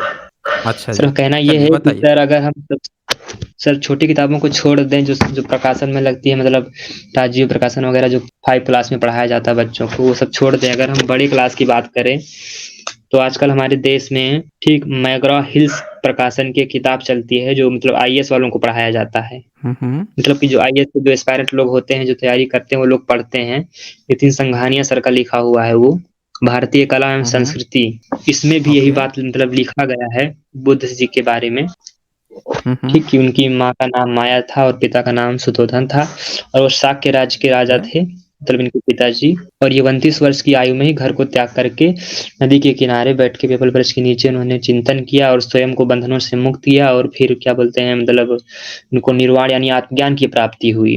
फिर उन्होंने सारनाथ यानी यहाँ पे मतलब सारनाथ में आकर उन्होंने अपने 5 शिष्यों को सबसे पहले अपना उपदेश दिया। ऐसा लिखा गया है ओके। इसमें, आप चेक कर सकते हैं। अच्छा, आप यहाँ पे देखते हैं, मेरी स्ट्रीम देखते हैं आप यहाँ पे? जी सर, देखते हैं। अच्छा, देखते हैं ना? तो उसमें मैंने जी। इन सारी चीज़ों पे बहुत डिटेल्स में वीडियो भी बनाई है और बताया भी है, वो आपने कभी चेक किया है? सर क्या बुद्ध जी के बारे में? हाँ, हाँ, हाँ। बुद्धा पे मेरे बहुत सारे वीडियो हैं, उस पे मैंने बाकायदे पूरे प्रमाण के साथ सारी चीज़ें दिखाई हैं। उसको कभी आपने नहीं चेक सर, नहीं किया? मैंने कभी ऐसा मतलब नहीं देखा अभी। बस वैसे ही सर जो अच्छा आपकी जी। डिबेट वगैरह है वही देखा है। अच्छा, तो स्ट्रीम देखा कीजिए, कम से कम जो प्रेज़ेंटेशन है, उसको आप देखा कीजिए। उसमें हम लोग सर का वो देख हमेशा से ही लेंगे, मगर सर जी सर मैं ये हाँ, जानना उसको चाहता हूँ, देखिएगा क्या तो ये बात आपके गलत सारे है? सवालों का जवाब हाँ, ये सब बातें जो है ना आपने जो जहाँ से पढ़ी है, जो रेफ़रेंस लिया है, वो सटीक रेफ़रेंस नहीं है। देखें, जब क्या ये भी गलत है? जब हाँ, गलत ही होगा ना फिर। जब मैंने बोल दिया गलत है, तो ऐसे थोड़े ही बोला, ऐसे नहीं बोला ना। आप जो है बाबा साहब जब भारत में बुद्ध जो धम्म आया है, इस पे सबसे ज़्यादा जो काम किया वो बाबा साहब ने किया और बाबा साहब ने किताब बुद्धा एंड हिज धम्मा लिखा। उसमें उन्होंने ये बात सीधे-सीधे मेंशन कर दी कि बुद्धा जो है घर त्याग की कहानी जो दिखाया गया है वो गलत है और गलत इसलिए है क्योंकि वो जो कहानी परोस रहे हैं कि उन्होंने रोगी को और दुःख हो रहा था, ये सब चीज़ें हो रही थी, उसको देखकर इनको दिक्कत हुई इसीलिए घर-द्वार छोड़कर और बीवी को, बच्चे को छोड़कर चले गए। ये सब कहानी पूरी झूठी है। और बाबा साहब ने ऐसे नहीं कहा। उन्होंने बाकायदे जो है इसके सबूत भी दिखाए, रेफरेंस दिखाए ना इसके और आर्कियोलॉजिकल एविडेंस अब मिल चुका है। एक नहीं कई सारे एविडेंस मिल चुके हैं जिससे ये दिखाते हैं कि लोगों की सहमति से वो गए थे। पूरे सहमति से गए थे और जो 5 जो आप कहें ना कि जो 5 उनके शिष्य थे, उसके बारे में भी गलत बातें दिखाई गई हैं कि वो 5 शिष्य कि कौन थे? कोई बताएगा कि ब्राह्मण थे। जबकि जब वैन सॉन्ग की मैंने सीरीज़ की थी, वैन सॉन्ग का जो स्ट्रीम था, उसमें मैंने ये दिखाया कि वैन सॉन्ग जो है, उसने लिखा है इस चीज़ को कि जो इनके पिताजी थे, इन्होंने कहा कि देखो बेटा तो गया है जंगल में, तो अब एक काम करो, जो 5 मेरे सेवक जो हैं तुम लोग जाओ और उसके साथ रहना। ये नहीं कहते हैं उसको लेके आना, वो कह रहे हैं तुम लोग उसके साथ रहना। उस 5 में से 2 जो हैं मोतुल थे यानी उन्हें ममहर के थे या 3 उनके ही जाति के यानी शाक्य लोग थे। ये पाँचों लोग गए और उनके साथ रह के ये लोग भी ध्यान-व्यान जो भी चीज़ था करने लगे। फिर बाद में बुद्धा जो हैं खाना-वाना खा लिए, खाना खा के वो अपना अलग ध्यान करने लगे तो ये लोग सोचे कि यार ये तो भ्रष्ट हो गया है और खाना खा लिया है, मैं इसमें थोड़े खाना खाया जाता है, भूखे रहा जाता है, व्रत किया जाता है, ऐसे कुछ था। तो उसमें ये लिखा हुआ है कि फिर जब वो वहाँ से अपना सारा चीज़ प्रश्नों के उत्तर खोजते हैं, तो आके उन्हीं पाँचों को वो बताते हैं, ये भी लिखा हुआ है। लेकिन वो पाँचों इनके ही उसके थे, जान-पहचान के लोग थे, कोई ब्राह्मण-फ्राह्मण नहीं थे। अगर वो ब्राह्मण थे, तो उस समय ब्राह्मण शाक्यों को ही कहा जाता था, कोलियों को ही कहा जाता था। यहाँ के जो मूल निवासी हैं, उन्हीं को फिर ब्राह्मण कहा जाता था। अगर वो ब्राह्मण हैं, पता नहीं लोग कैसे मिसलीड हो गए हैं। आप जो है धम्मपद पढ़ लीजिए, धम्मपद में साफ-साफ पता नहीं लोग कैसे नहीं रिसर्च करते हैं, लोगों ने अफ़वाह फैला दी है कि जो ब्राह्मण है वही ब्राह्मण है। धम्मपद में आप तारानाथ जो हैं उनकी किताब पढ़िए, उन्होंने बाकायदे ब्रैकेट देके लिखा है कि यहाँ ब्राह्मण जो लिखा है इसका मतलब भिक्षु समझिए। ये लिखा है उन्होंने बाकायदे। तो उस समय आप लोग जो सोचते हो ना कि वो किस पथ पर चल के गए, वहाँ पे क्या ब्राह्मण होते थे? अरे भाई वहाँ ब्राह्मण भी भिक्षु को ही कहा जा रहा है, उन्हीं के लोगों को कहा जा रहा है। तो आपके मन में ये सवाल क्यों आया कि वो किस पथ पर चल के वहाँ पे गए थे? मैं शिवम जी आपसे फिर से ये जानना चाहूँगा। आपके मन में ऐसा क्यों आ रहा है कि वो किस पथ पर चल के गए होंगे? अच्छा ये बताइए शिवम जी। ने कहा कि मतलब वो अपने तब गए सहमति से सर्वसम्मति से वो जंगल में गए। वहाँ पे उन्होंने हुँ, हुँ। चिंतन किया, आपने इस शब्द का यूज़ किया चिंतन। हम ये जानना चाहते हैं किस चीज़ का उन्होंने चिंतन किया? बैकग्राउंड क्योंकि साइंस बैकग्राउंड बैकग्राउंड साउंड आपका बहुत ज़्यादा आ रहा है। शर्म नहीं किस चीज़ आएगा। का चिंतन देखें, किस चीज़ का चिंतन नहीं, ये सारी चीज़ें मैं बता चुका हूँ ऑलरेडी। आप क्यों नहीं स्ट्रीम देखते हैं? आप कभी विपश्यना सेंटर पे गए हैं? नहीं सर, नहीं मैं गए सर हैं। पहली बार अच्छा ये आपसे जुड़ा बताइए हुआ पूरे हूँ अच्छा और पहली बार आप मुझसे जुड़े हैं, कोई बात नहीं। ये बताइए कि पूरे दुनिया में जो थेरवाद जो है, जो बुद्ध का जो कहा जाता है कि सबसे प्रथम मार्ग जो था, जो सबसे बेस्ट अनुयायी उनके बताए गए, उनसे जुड़े हुए, वो आज भी कौन-से देश में प्रचलित है? कौन-से देश में वो थेरवाद अभी भी चलता है? आपको आइडिया है इसका? सर थेरवाद तो यहाँ पे नहीं है हमारे यहाँ, बाहर कहीं होगा। नहीं है, यहाँ सर पे भी आ रहा है, यहाँ पे भी कॉम्बिनेशन है पूरा। देखें, जो म्यांमार है, जिसको बर्मा कहा जाता था, जिसको कभी जी सर। बुद्धा देश भी कहा जाता था, या ऐसे जी। ही नाम था, बुद्ध से ही रिलेटेड था। सवर्ण भी उसको कहा जाता था कभी। तो वो जो देश है, उस देश में थेरवाद था, और वहीं से यहाँ पे गोयनका जी वगैरह लोग गए थे, मेडिटेशन वहाँ से लेकर आए, जो विपश्यना है उसको लेकर आए, यहाँ पे भी भारत में विपश्यना सेंटर खोला है। बहुत पैसे खर्च किए गोयनका जी ने, बहुत पैसे खर्च कर करके सेंटर बनवाए हैं। और उस व्यक्ति जो है, जो व्यापारी वर्ग से आते थे, उन्होंने पूरा अपना जीवन और पूरा धन लगा के आप बौद्ध मार्ग को खड़ा करने में, विपश्यना को खड़ा करने में अपना सहयोग दिया। तो उनके यहाँ कभी आप जाइए, पैसा भी नहीं लेते हैं वो लोग, आपसे सिर्फ जी। समय लेंगे।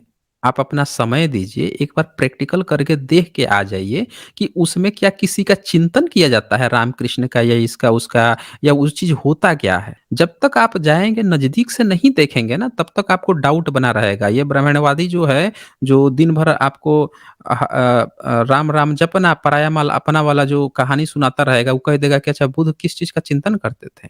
तब आपने तो सुना है कि भाई आपके ऋषि मुनि तो बैठ के वो हले लामा हले कृष्णा थे, आपके मन सर में ये हरे डाउट रामा आएगा, हरे क्यों? कृष्णा नहीं सर, हरे रामा हरे कृष्णा।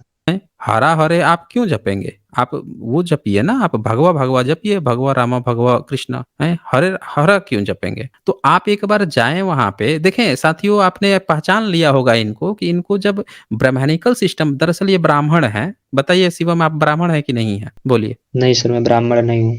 आप मैंने ब्राह्मण सर नहीं है, पहले मैं क्या है? पहले ही सर पहले मैंने क्लियर पहले कर लिया ब्राह्मण था। थे ना? हाँ। नहीं सर, मैंने पहले ही आपसे हाँ। जुड़ने के तुरंत बाद ही क्लियर किया अच्छा, सर, मैं क्या है? किसी अच्छा, धर्म S C S T OBC में क्या है? बताइए, S C S T OBC में क्या है? किसी हम्म? धर्म विशेष को कोई प्रायोरिटी मैं नहीं दे नहीं, रहा हूँ, ना हमने तो किसी पूछा धार्मिक नहीं ना, किताब हमने को। तो आपको नहीं, हमने तो आपको कॉन्स्टिट्यूशनली पूछा ना, हमने तो आपको कॉन्स्टिट्यूशनली पूछा, S C S T OBC में से आप किस में आते हैं? सर हम ओबीसी में आते देखिए, हैं। अच्छा देखें, ये ओबीसी में इन्होंने बताया कि ओबीसी में आते हैं, लेकिन शिवम नाम से, अब पता नहीं आप सही बोल रहे हैं कि झूठ बोल रहे हैं, शिवम नाम से इतने सारे जहरीले मैसेज आते हैं, और उसमें पांडे दुबे चौबे लगा रहता है। लेकिन आप यहाँ सिर्फ शिवम लिख के आए हैं, कोई बात नहीं, हो भी सकता है कि आप ओबीसी हो, मेरे इसमें कोई वो नहीं है। लेकिन यहाँ पे एक चीज देखें कि आप जो है इतना बचाव मुद्रा में आ जा रहे हैं ब्राह्मणिकल सिस्टम को लेकर, जबकि आपको जब प्रश्न खड़ा कर रहे हैं बुद्ध पे, मैं आपसे ये जो चीज पूछ रहा हूं कि आपके मन में ऐसा आ क्यों रहा है, आपको क्या लग रहा है? बुद्ध से रिलेटेड जो प्रश्न पूछ रहे हैं, तो उनके पहले या उनकी चीजें जो घट रही हैं, उनमें आपको क्या लग रहा है, वो बात बताइए ना। आप नहीं बता रहे थे, इसीलिए आपका पहले एक बार महाभारत खोल के मैंने दिखा दिया था, ताकि आपको पहले पता चल जाए कि आपके धर्म में क्या लिखा हुआ है। अब उस पाथ को तो कोई नहीं फॉलो करेगा। मैं आपसे जानना चाहता हूँ, आपके मन में क्या है कि बुद्ध जो है क्या करते होंगे, या किस पाथ पे चले थे, या किसका वो जाप करते थे? मैं आपसे जानना चाहता हूँ, आप बताइए, फिर मैं उत्तर दूंगा। बोलिए शिवम, सर मेरे मन में आपको सवाल क्या ये आया लगता कि है? सर आप हम्म। ये सर बता रहे हैं हमको, हमने पढ़ा ठीक, आज तक पढ़ते आ रहे हैं, देखते आ रहे हैं, ऐसे एलोरा की गुफाओं में तमाम ऐसे चित्र मिले हैं बुद्ध जी के, जिसमें वो थोड़ा सा योग मुद्रा में बैठे हुए हैं, ठीक। और किताबों में भी ऐसा लिखा जाता है कि वो 29 साल की उम्र में बाहर निकले, और तकरीबन 6 साल तक वो इधर से उधर भटकते रहे, मतलब कि सत्य की खोज में लगे रहे, लोगों से मिलते रहे, उनका विचार, उनकी भावना जानते रहे, और उसी पीपल के वृक्ष के नीचे बैठे रहे, नदी के किनारे। प्राचीन काल में कहा जाता है ऐसे ऋषि मुनि भी करते थे। और दूसरी बात यह है कि पीपल वृक्ष। अच्छा, एविडेंस एविडेंस दिया गया है ऋषि मुनि का, जो योग वोग करते होंगे प्राचीन काल में, उनका कोई आर्कियोलॉजिकल एविडेंस मिला है? सर साइंस ही साबित करती है, मतलब कि थोड़ा सा जैसे जहाँ पे नदी का किनारा हो, पीपल का वृक्ष जो होता है ज्यादा हमें ऑक्सीजन देता है, ठीक। नदी का किनारा ज्यादा शांत वातावरण होता है, अच्छी वहाँ पे ऑक्सीजन अवेलेबल रहती है, इसलिए वहाँ पे योग करना या किसी बात को अच्छे से सोचना ज्यादा सुखद रहता है कहीं और की जगह, कहीं और की अपेक्षा। मैंने पूछा कि आपने आपने कहा कि उनके पहले कोई ऋषि मुनि करते थे, मैंने पूछा उनका आर्कियोलॉजिकल एविडेंस मिला है ऋषि मुनियों का योग करते हुए? आर्कियोलॉजिकल एविडेंस बुद्ध का तो आपने कहा कि मिल गया है, योग टाइप का। मैं आपसे पूछ रहा हूँ कि ऋषि मुनि का मिला है? सर ऋषि मुनियों के तमाम से सर मंदिरों में मिलते हैं, जैसे कि पद्मनाभम मंदिर है, ठीक। और इधर क्या क्या? कौन पशुपतिनाथ सा मंदिर मंदिर बताया है, आपने? ठीक। कौन सा मंदिर बताया और आपने? हड़प्पा कौन हड़प्पा कौ, सभ्यता में जब एक मिनट, एक खुदाई मिनट, हुई। कौन सा मंदिर बताया आपने? सर इधर पद्मनाभन शिव जी, बताया? सर ये तो वो क्या बुद्धिस्ट बोलते हैं, बुद्धिस्ट उसमें तो बुद्धिस्ट बुद्ध की प्रतिमा है उसमें। वो तो पूरी की सर क्या पूरी बोलते हैं प्रतिमा ही बुद्ध की कॉपी है। उसमें कहाँ ध्यान मुद्रा में कोई ऋषि मुनि आपके बैठे हुए हैं? वो तो उसमें बुद्धिस्ट विष्णु मुद्रा जी है की, पूरी। अरे तो उसमें तो विष्णु जो सांप है को ना, मतलब आप दिखाया गया है। तब अच्छा, सांप दिखाया गया है, सांप तो बौद्धों का है, नागवंश की परंपरा है वो तो नागवंश सर का है, मतलब इसका विष्णु को मतलब सांप की क्या जरूरत होगी? अरे भाई शिवम, ये यानी बताइए, एक एक जो कि आप विष्णु जो सारा भगवान कुछ है मतलब कि उसको, आप वैदिक धर्म का, हिंदू धर्म का, ये आप सब कुछ ले रहे अरे हैं, अपना भाई, बना रहे हैं। हाँ ये बना रहे हैं। देखें दोस्तों, अब ये आए हैं असल मुद्दे पर।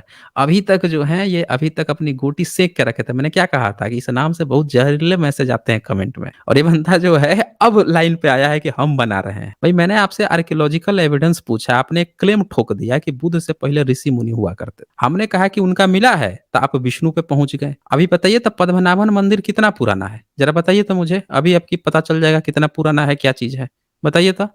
जितने मंदिर आप बताए हैं, कितना पुराना है पद्मनाभन मंदिर? क्या चीज सर? पद्मनाभन मंदिर कितना पुराना है, पद्मनाभन टेम्पल? सर एग्जैक्ट हम ये नहीं बता सकते हैं कि मतलब कितना है। हम्म, हाँ हम्म। मगर पुराना है वो। हाँ तो बताइए ना कितना पुराना है, वही तो पूछ रहा हूँ मैं। और फिर बताओ एग्जैक्ट, हमें मतलब इतना रट के नहीं बैठे हैं कि हाँ कितना है। समय हमें नहीं भारत में पता कि टेम्पल, हाँ इतना सबसे एग्जैक्ट पुराना होगा। टेम्पल कितना पुराना है? भारत में सबसे पुराना टेम्पल वैसे तो कितना पुराना है? सर टेम्पल की बात करें तो टेम्पल तो बहुत सारे हैं, एक से एक पुराने पड़े हुए हैं, ऐसा कितने, मतलब किताबों में हाँ तो वही पढ़ाया पूछ रहा जाता हूँ कितना पुराना है, सबसे पुराना जो टेम्पल है भारत का, वो कितना है। पुराना जी। है, वही तो पूछ रहा हूँ मैं। बताइए। वैसे भी तो बुद्ध के समकालीन बहुत सारे टेम्पल्स हैं, उनसे उनसे पहले की भी हाँ टेम्पल बताइए हैं। ना, वही तो मैं अच्छा, बुद्ध बुद्ध से पहले के और उनके समकालीन भी टेम्पल हैं। कितनी क्लास तक आप पढ़ाई किए हैं शिवम, सर मैं बताइए। इस वक्त पढ़ाई कर ही रहा हूँ, पढ़ाई कर ही रहा हूँ। कर रहे हैं ना, तो ये बताइए कि आपको कहाँ ये पढ़ लिया आपने कि बुद्ध के समकालीन आपको टेम्पल मिल गया, उनसे पहले के भी टेम्पल मिल गए? बताइए तो जरा मुझे। अभी आप बोल रहे थे कि बुद्ध जो हैं उनके पहले ऋषि मुनि थे, वो योग करते थे, तो उनसे इन्होंने सीखा होगा। तो भाई आप ऋषि मुनि का आर्कियोलॉजिकल एविडेंस मांगा, आप नहीं दे पाए, आप विष्णु की बात करने लगे। तो चलो विष्णु का ही हम टेम्पल खोज लेते हैं कितना पुराना है। आपने कहा कि बुद्ध के समकालीन और उनसे पुराने टेम्पल मिले हैं। अब मुझे एक टेम्पल का नाम बता दीजिए जो बुद्ध से पुराना हो या बुद्ध के समय का हो, और किस किताब ने आपको ये पढ़ाया है कि बुद्ध के समय में टेम्पल मिले हैं या उनसे पुराना टेम्पल मिला है, बताइए। एक मिनट से। चलिए आप खोजिए, तब तक कुछ सुपर चैट्स आए हैं उसको हम देख लेते हैं, खोज लीजिए। यहाँ पे ब्लिज प्लेस जो हैं वो लिख रहे हैं, in Bhagavad Gita 18/47 Krishna admits that his dhamma has lots of defects, still one should follow it. हाँ ये बिल्कुल सही कहा है आपने ब्लिज प्लेस जी, आपने ये 18वां अध्याय का 47 बोला है ना। ओपन कर देता हूँ, ओपन करके दिखा भी देता हूँ एक बार। ये 47 18 का, हाँ ये है, इसको दिखा देता हूँ एक बार, सबको क्लियर भी हो जाएगा। ये भागवत गीता जो है चैप्टर 18 है, और चैप्टर 18 का ये श्लोक है 47, और इसमें जो है क्या लिखा है, अच्छी प्रकार आचरण किए हुए दूसरे के धर्म से गुण रहित भी अपना धर्म श्रेष्ठ है। देख लीजिए यहाँ पे क्या लिखा हुआ है, साफ साफ लिखा हुआ है कि दूसरे के धर्म से, यानी कि उस समय ऑलरेडी दूसरा धर्म था। ये जो है गीता जब लिखी जा रही थी तब ऑलरेडी कई सारे धर्म थे, और उन धर्मों से क्या कह रहा है कि उन धर्म से गुण रहित भी अपना धर्म श्रेष्ठ है। यही चीज ये अप्लाई कर रहे हैं शिवम। इनको बार बार लग रहा है कि इनका कोई वैदिक वैदिक धर्म था जो बुद्ध से पहले था, कोई ब्राह्मण धर्म था, इनको ऐसा लग रहा है, जिसकी अभी ये पुष्टि करेंगे, टेम्पल का प्रमाण देंगे अभी ये। और क्या लिखा है, क्योंकि स्वभाव से नियत किए हुए स्वधर्म रूप कर्म को करता हुआ मनुष्य पाप को नहीं प्राप्त होता। देख लीजिए, पाप को नहीं प्राप्त होता, इसीलिए जो है अपना गुण रहित है। सबसे खास बात है कृष्ण क्या सिखा रहा है पब्लिक को कि गुण रहित, भले ही कुछ भी गुण नहीं हो, गोबर हो भले ही, फिर भी अपना धर्म श्रेष्ठ है, और दूसरा धर्म कितना भी अच्छा हो वो खराब है। अरे भाई इतना डर है कृष्ण को, ये तक कहना पड़ रहा है, एक्सेप्ट करना पड़ रहा है कि हमारे धर्म में कोई गुण ही नहीं है। बहुत अच्छा आपने ब्लेस प्लेस जी यहाँ पे बताया इसको।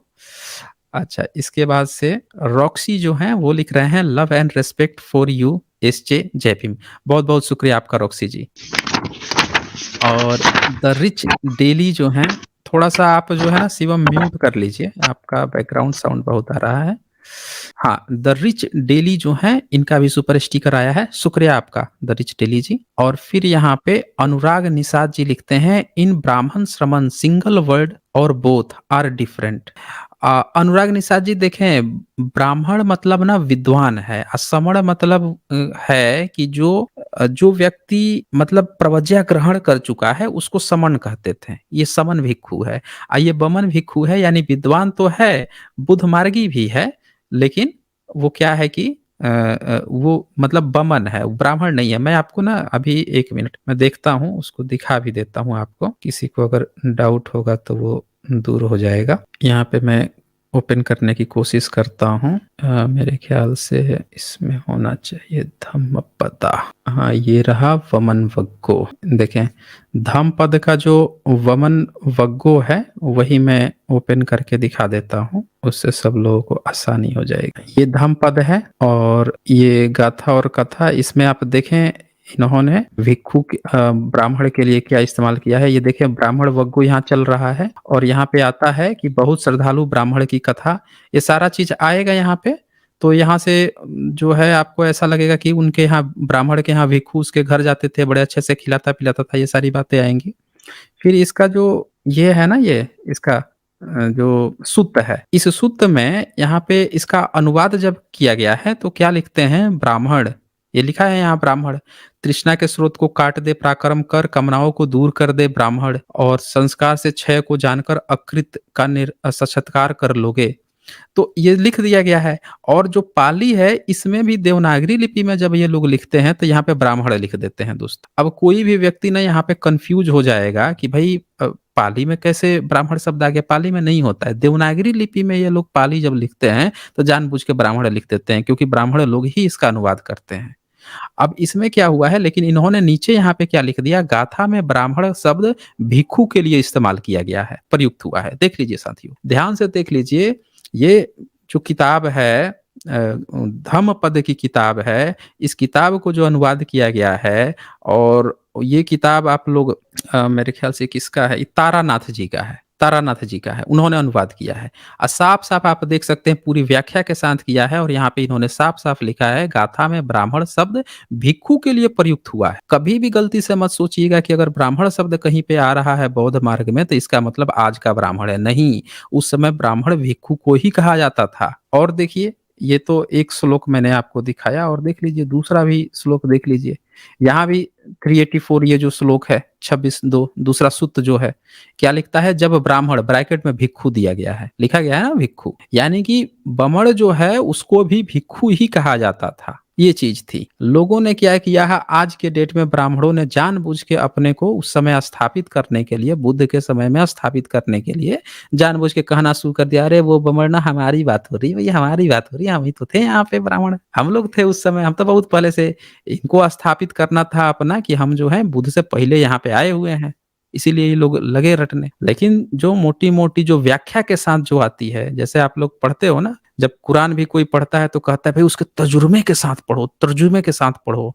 देख लीजिएगा क्या शब्द है यहाँ पे। और जब इनकी वेद की बात आएगी तो कहेंगे नहीं पूरी व्याख्या के साथ पढ़ो।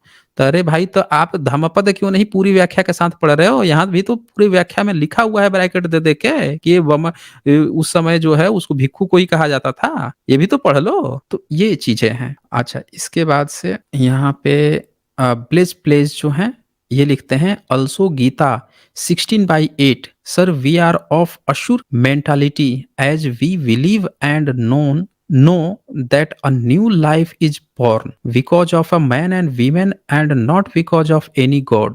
Sir your comments please. वाह, बहुत खूबसूरत। ये भी मैं ओपन करके दिखाता हूँ। ये भी जो है 47 के बाद से 48 बताया ना आपने, ये भी दिखा देता हूँ ताकि जो है ये भी क्लियर हो जाए कि गीता जो है क्या क्या गुल खिलाई है। कृष्णा खुद जो है ईश्वर जो है, जिसको ईश्वर मान रहे हैं, जिसको गॉड मान रहे हैं, वो जो व्यक्ति है वो खुद एडमिट कर रहा है। ये आपने 16/8 श्लोक कहा ना, 8वां श्लोक। अच्छा, 8वां मैं निकाल देता हूँ, 8वां ऊपर लाना पड़ेगा इसको। अच्छा, 16/8 है। ओके, 16/8 13वां हो गया, 5वां, ये 16। अच्छा, ये तो 5वां ही है। 16 भी निकाल देता हूँ मैं, ओपन कर देता हूँ, उसको भी आप लोग देख लीजिए। जाननी चीजें जरूरी हैं, न जाने से ये 16 चैप्टर शुरू हो गया। इसका 8 नंबर भी देख लेते हैं। ये रहा 8वां नंबर, देख लीजिए। वे आसुरी प्रकृति वाले मनुष्य कहा करते हैं कि जगत आश्रय रहित, सुन लीजिए, पहले तो कृष्ण क्या दावा ठोकता है कि हम ही ना सारे इंसानों को जन्मे हैं, हम ही सारे वर्ण को जन्म दिए हैं। अब फिर क्या कह रहा है, वे आसुरी प्रकृति वाले मनुष्य। अरे भाई, जब तुमने ही जन्म दिया है सारे मनुष्य को, सारे वर्ण भी तुमने बना दिया, तो मनुष्य जो है आसुरी प्रवृत्ति का कैसे हो जाएगा, आसुरी प्रकृति का कैसे हो गया?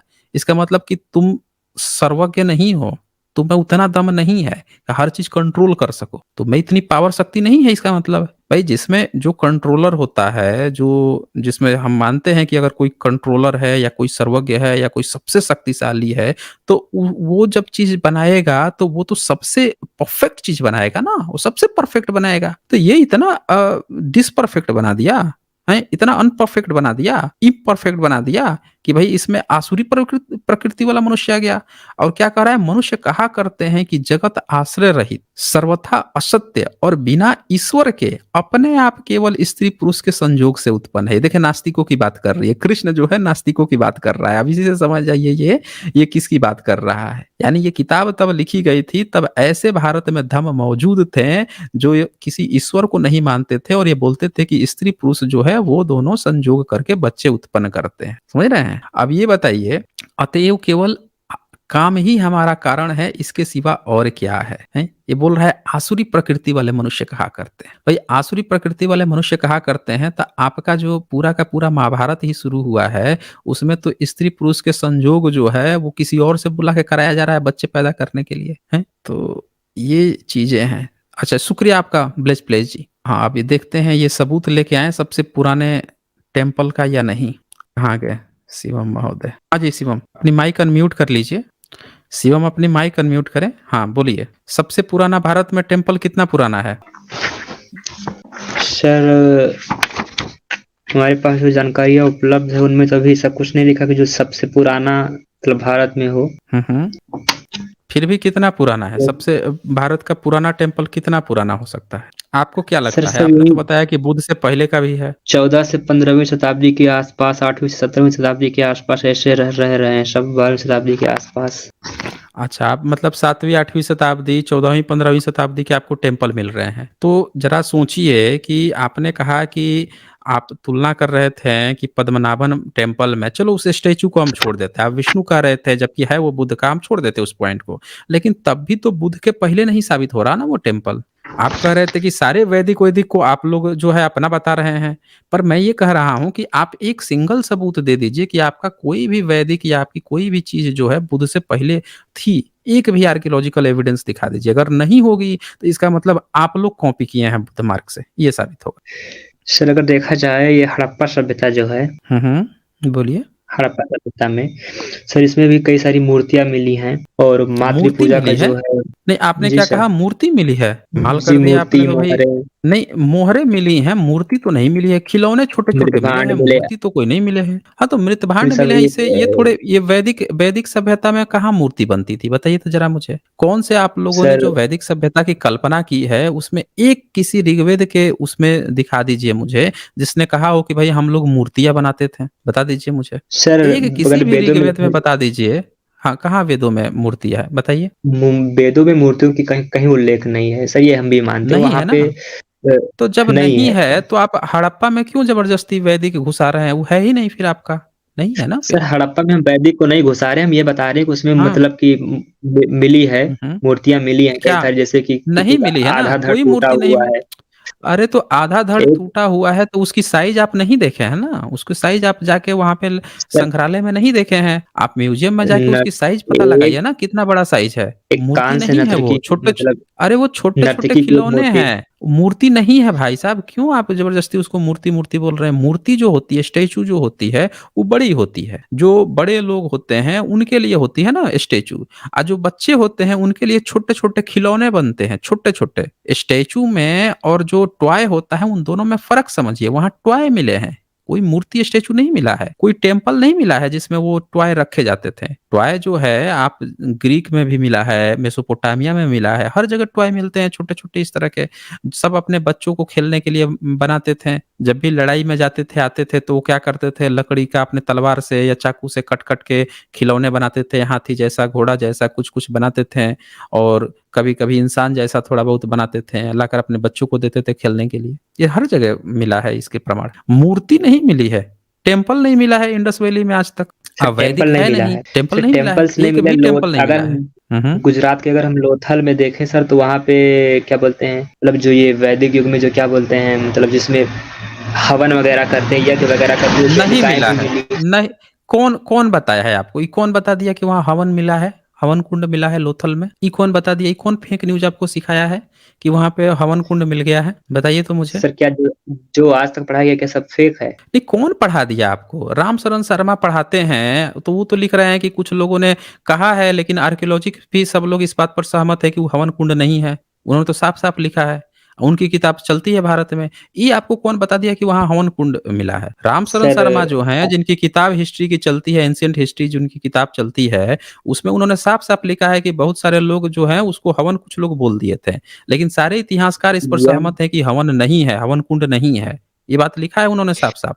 आपको कौन बता दिया कि वो हवन कुंड है? मैं ये पूछ रहा हूँ। यम ग्रॉ हिल्स इस पब्लिकेशन की जो किताब में मतलब है, इसमें आप देखिए, इसमें तो यही सब लिखा गया है। उसका स्क्रीन शेयर कीजिए। अभी हम लोग यहीं चेक कर लेते हैं कौन-सा हवन मिला है। और नितिन सिंघानिया सर जी ने मतलब उसको लिखा है। हाँ, तो सिंघानिया है ना वो। सिंघानिया है तो लिखबे करेंगे वो। निया जो है वो क्या करेगा और ये सब नहीं लिखेगा तो? यानी कि मतलब जो मतलब हमको पढ़ाया जा रहा है आज कई सालों से, वो सब गलत है। आपको आपको कई सालों से जो पढ़ाया जा रहा है, वो गलत नहीं है। वो बिल्कुल ही गलत है, क्योंकि जब ब्राह्मण आपको पढ़ाएगा तो यही सब फर्जी चीज़ें पढ़ाएगा ना वो, सही चीज़ थोड़ी पढ़ाएगा। अब आपने जो कहा वो मैं आपको दिखाता हूँ। आपने हवन कहा ना, आपको पढ़ाया जा रहा है, आप पढ़ रहे हैं, कभी फैक्ट चेकिंग नहीं किए हैं।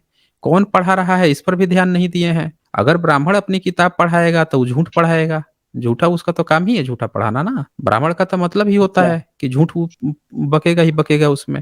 ये देखिए आपका मैंने कालीबंगन जो है शेयर कर दिया है, जहाँ पे आप लोग फायर अल्टर्स की बात करते हैं कि यहाँ पे आपके हवन कुंड मिले। ये जो है, ये जी देखिए आपका, ये स्क्रीन पे दिख रहा है ये। इसी को इन लोगों ने जी ये हल्ला किया है कि फायर अल्टर्स, देखिए लिखा भी हुआ है।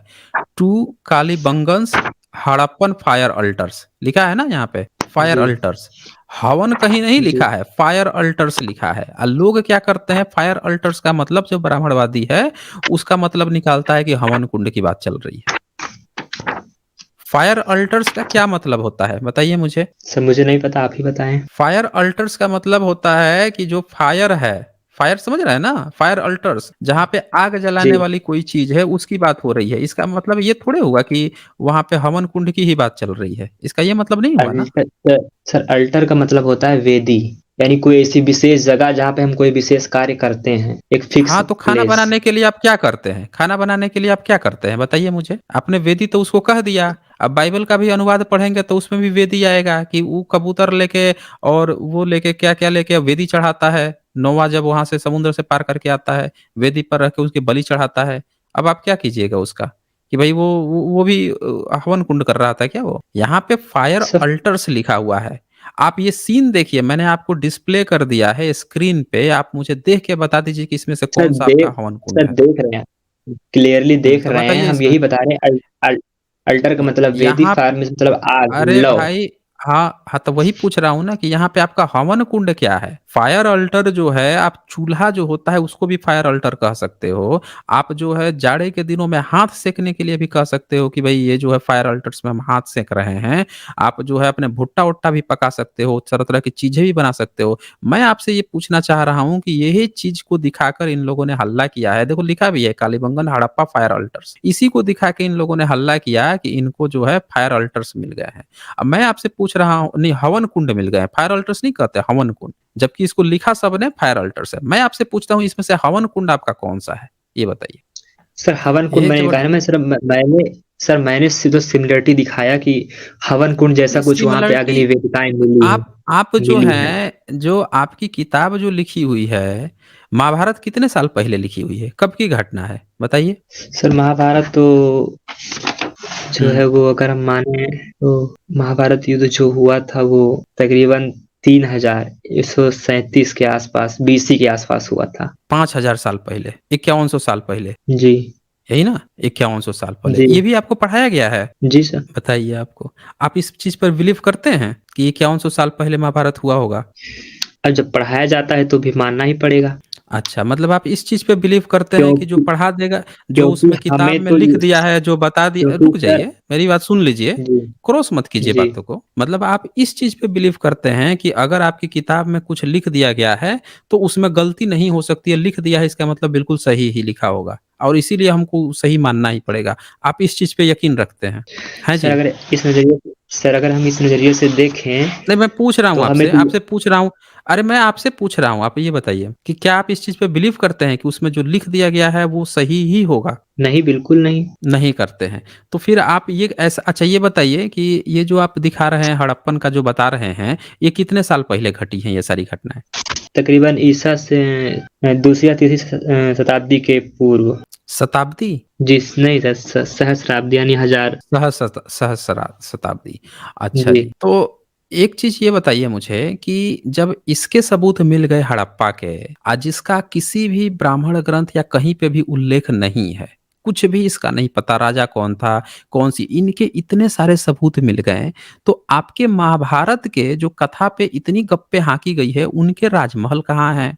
उनके सारे सबूत कहाँ हैं जो इससे जस्ट 500 साल पहले हुए। ये तो 4500 साल पुराने बताए जा रहे हैं, 5000 साल तक भी लोग बताते हैं। तो इसी के अराउंड में 5100 साल पहले जब आपका महाभारत हुआ, तो उनकी बिल्डिंग्स कहाँ गई? जिनके नहीं बताया गया उनके तो मिल गए, जिनका बताया जा रहा है उनकी बिल्डिंग्स कहाँ हैं, उनके एरिया कहाँ है, स्ट्रक्चर कहाँ है? क्योंकि वो तो और भव्य-भव्य बनाए होंगे।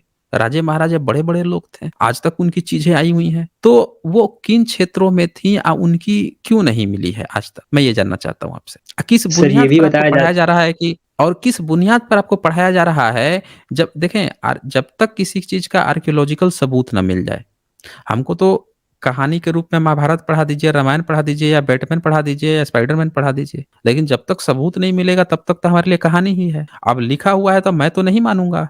आप कह रहे हैं कि क्या हमको जितनी चीज़ पढ़ाई गई वो सब गलत है।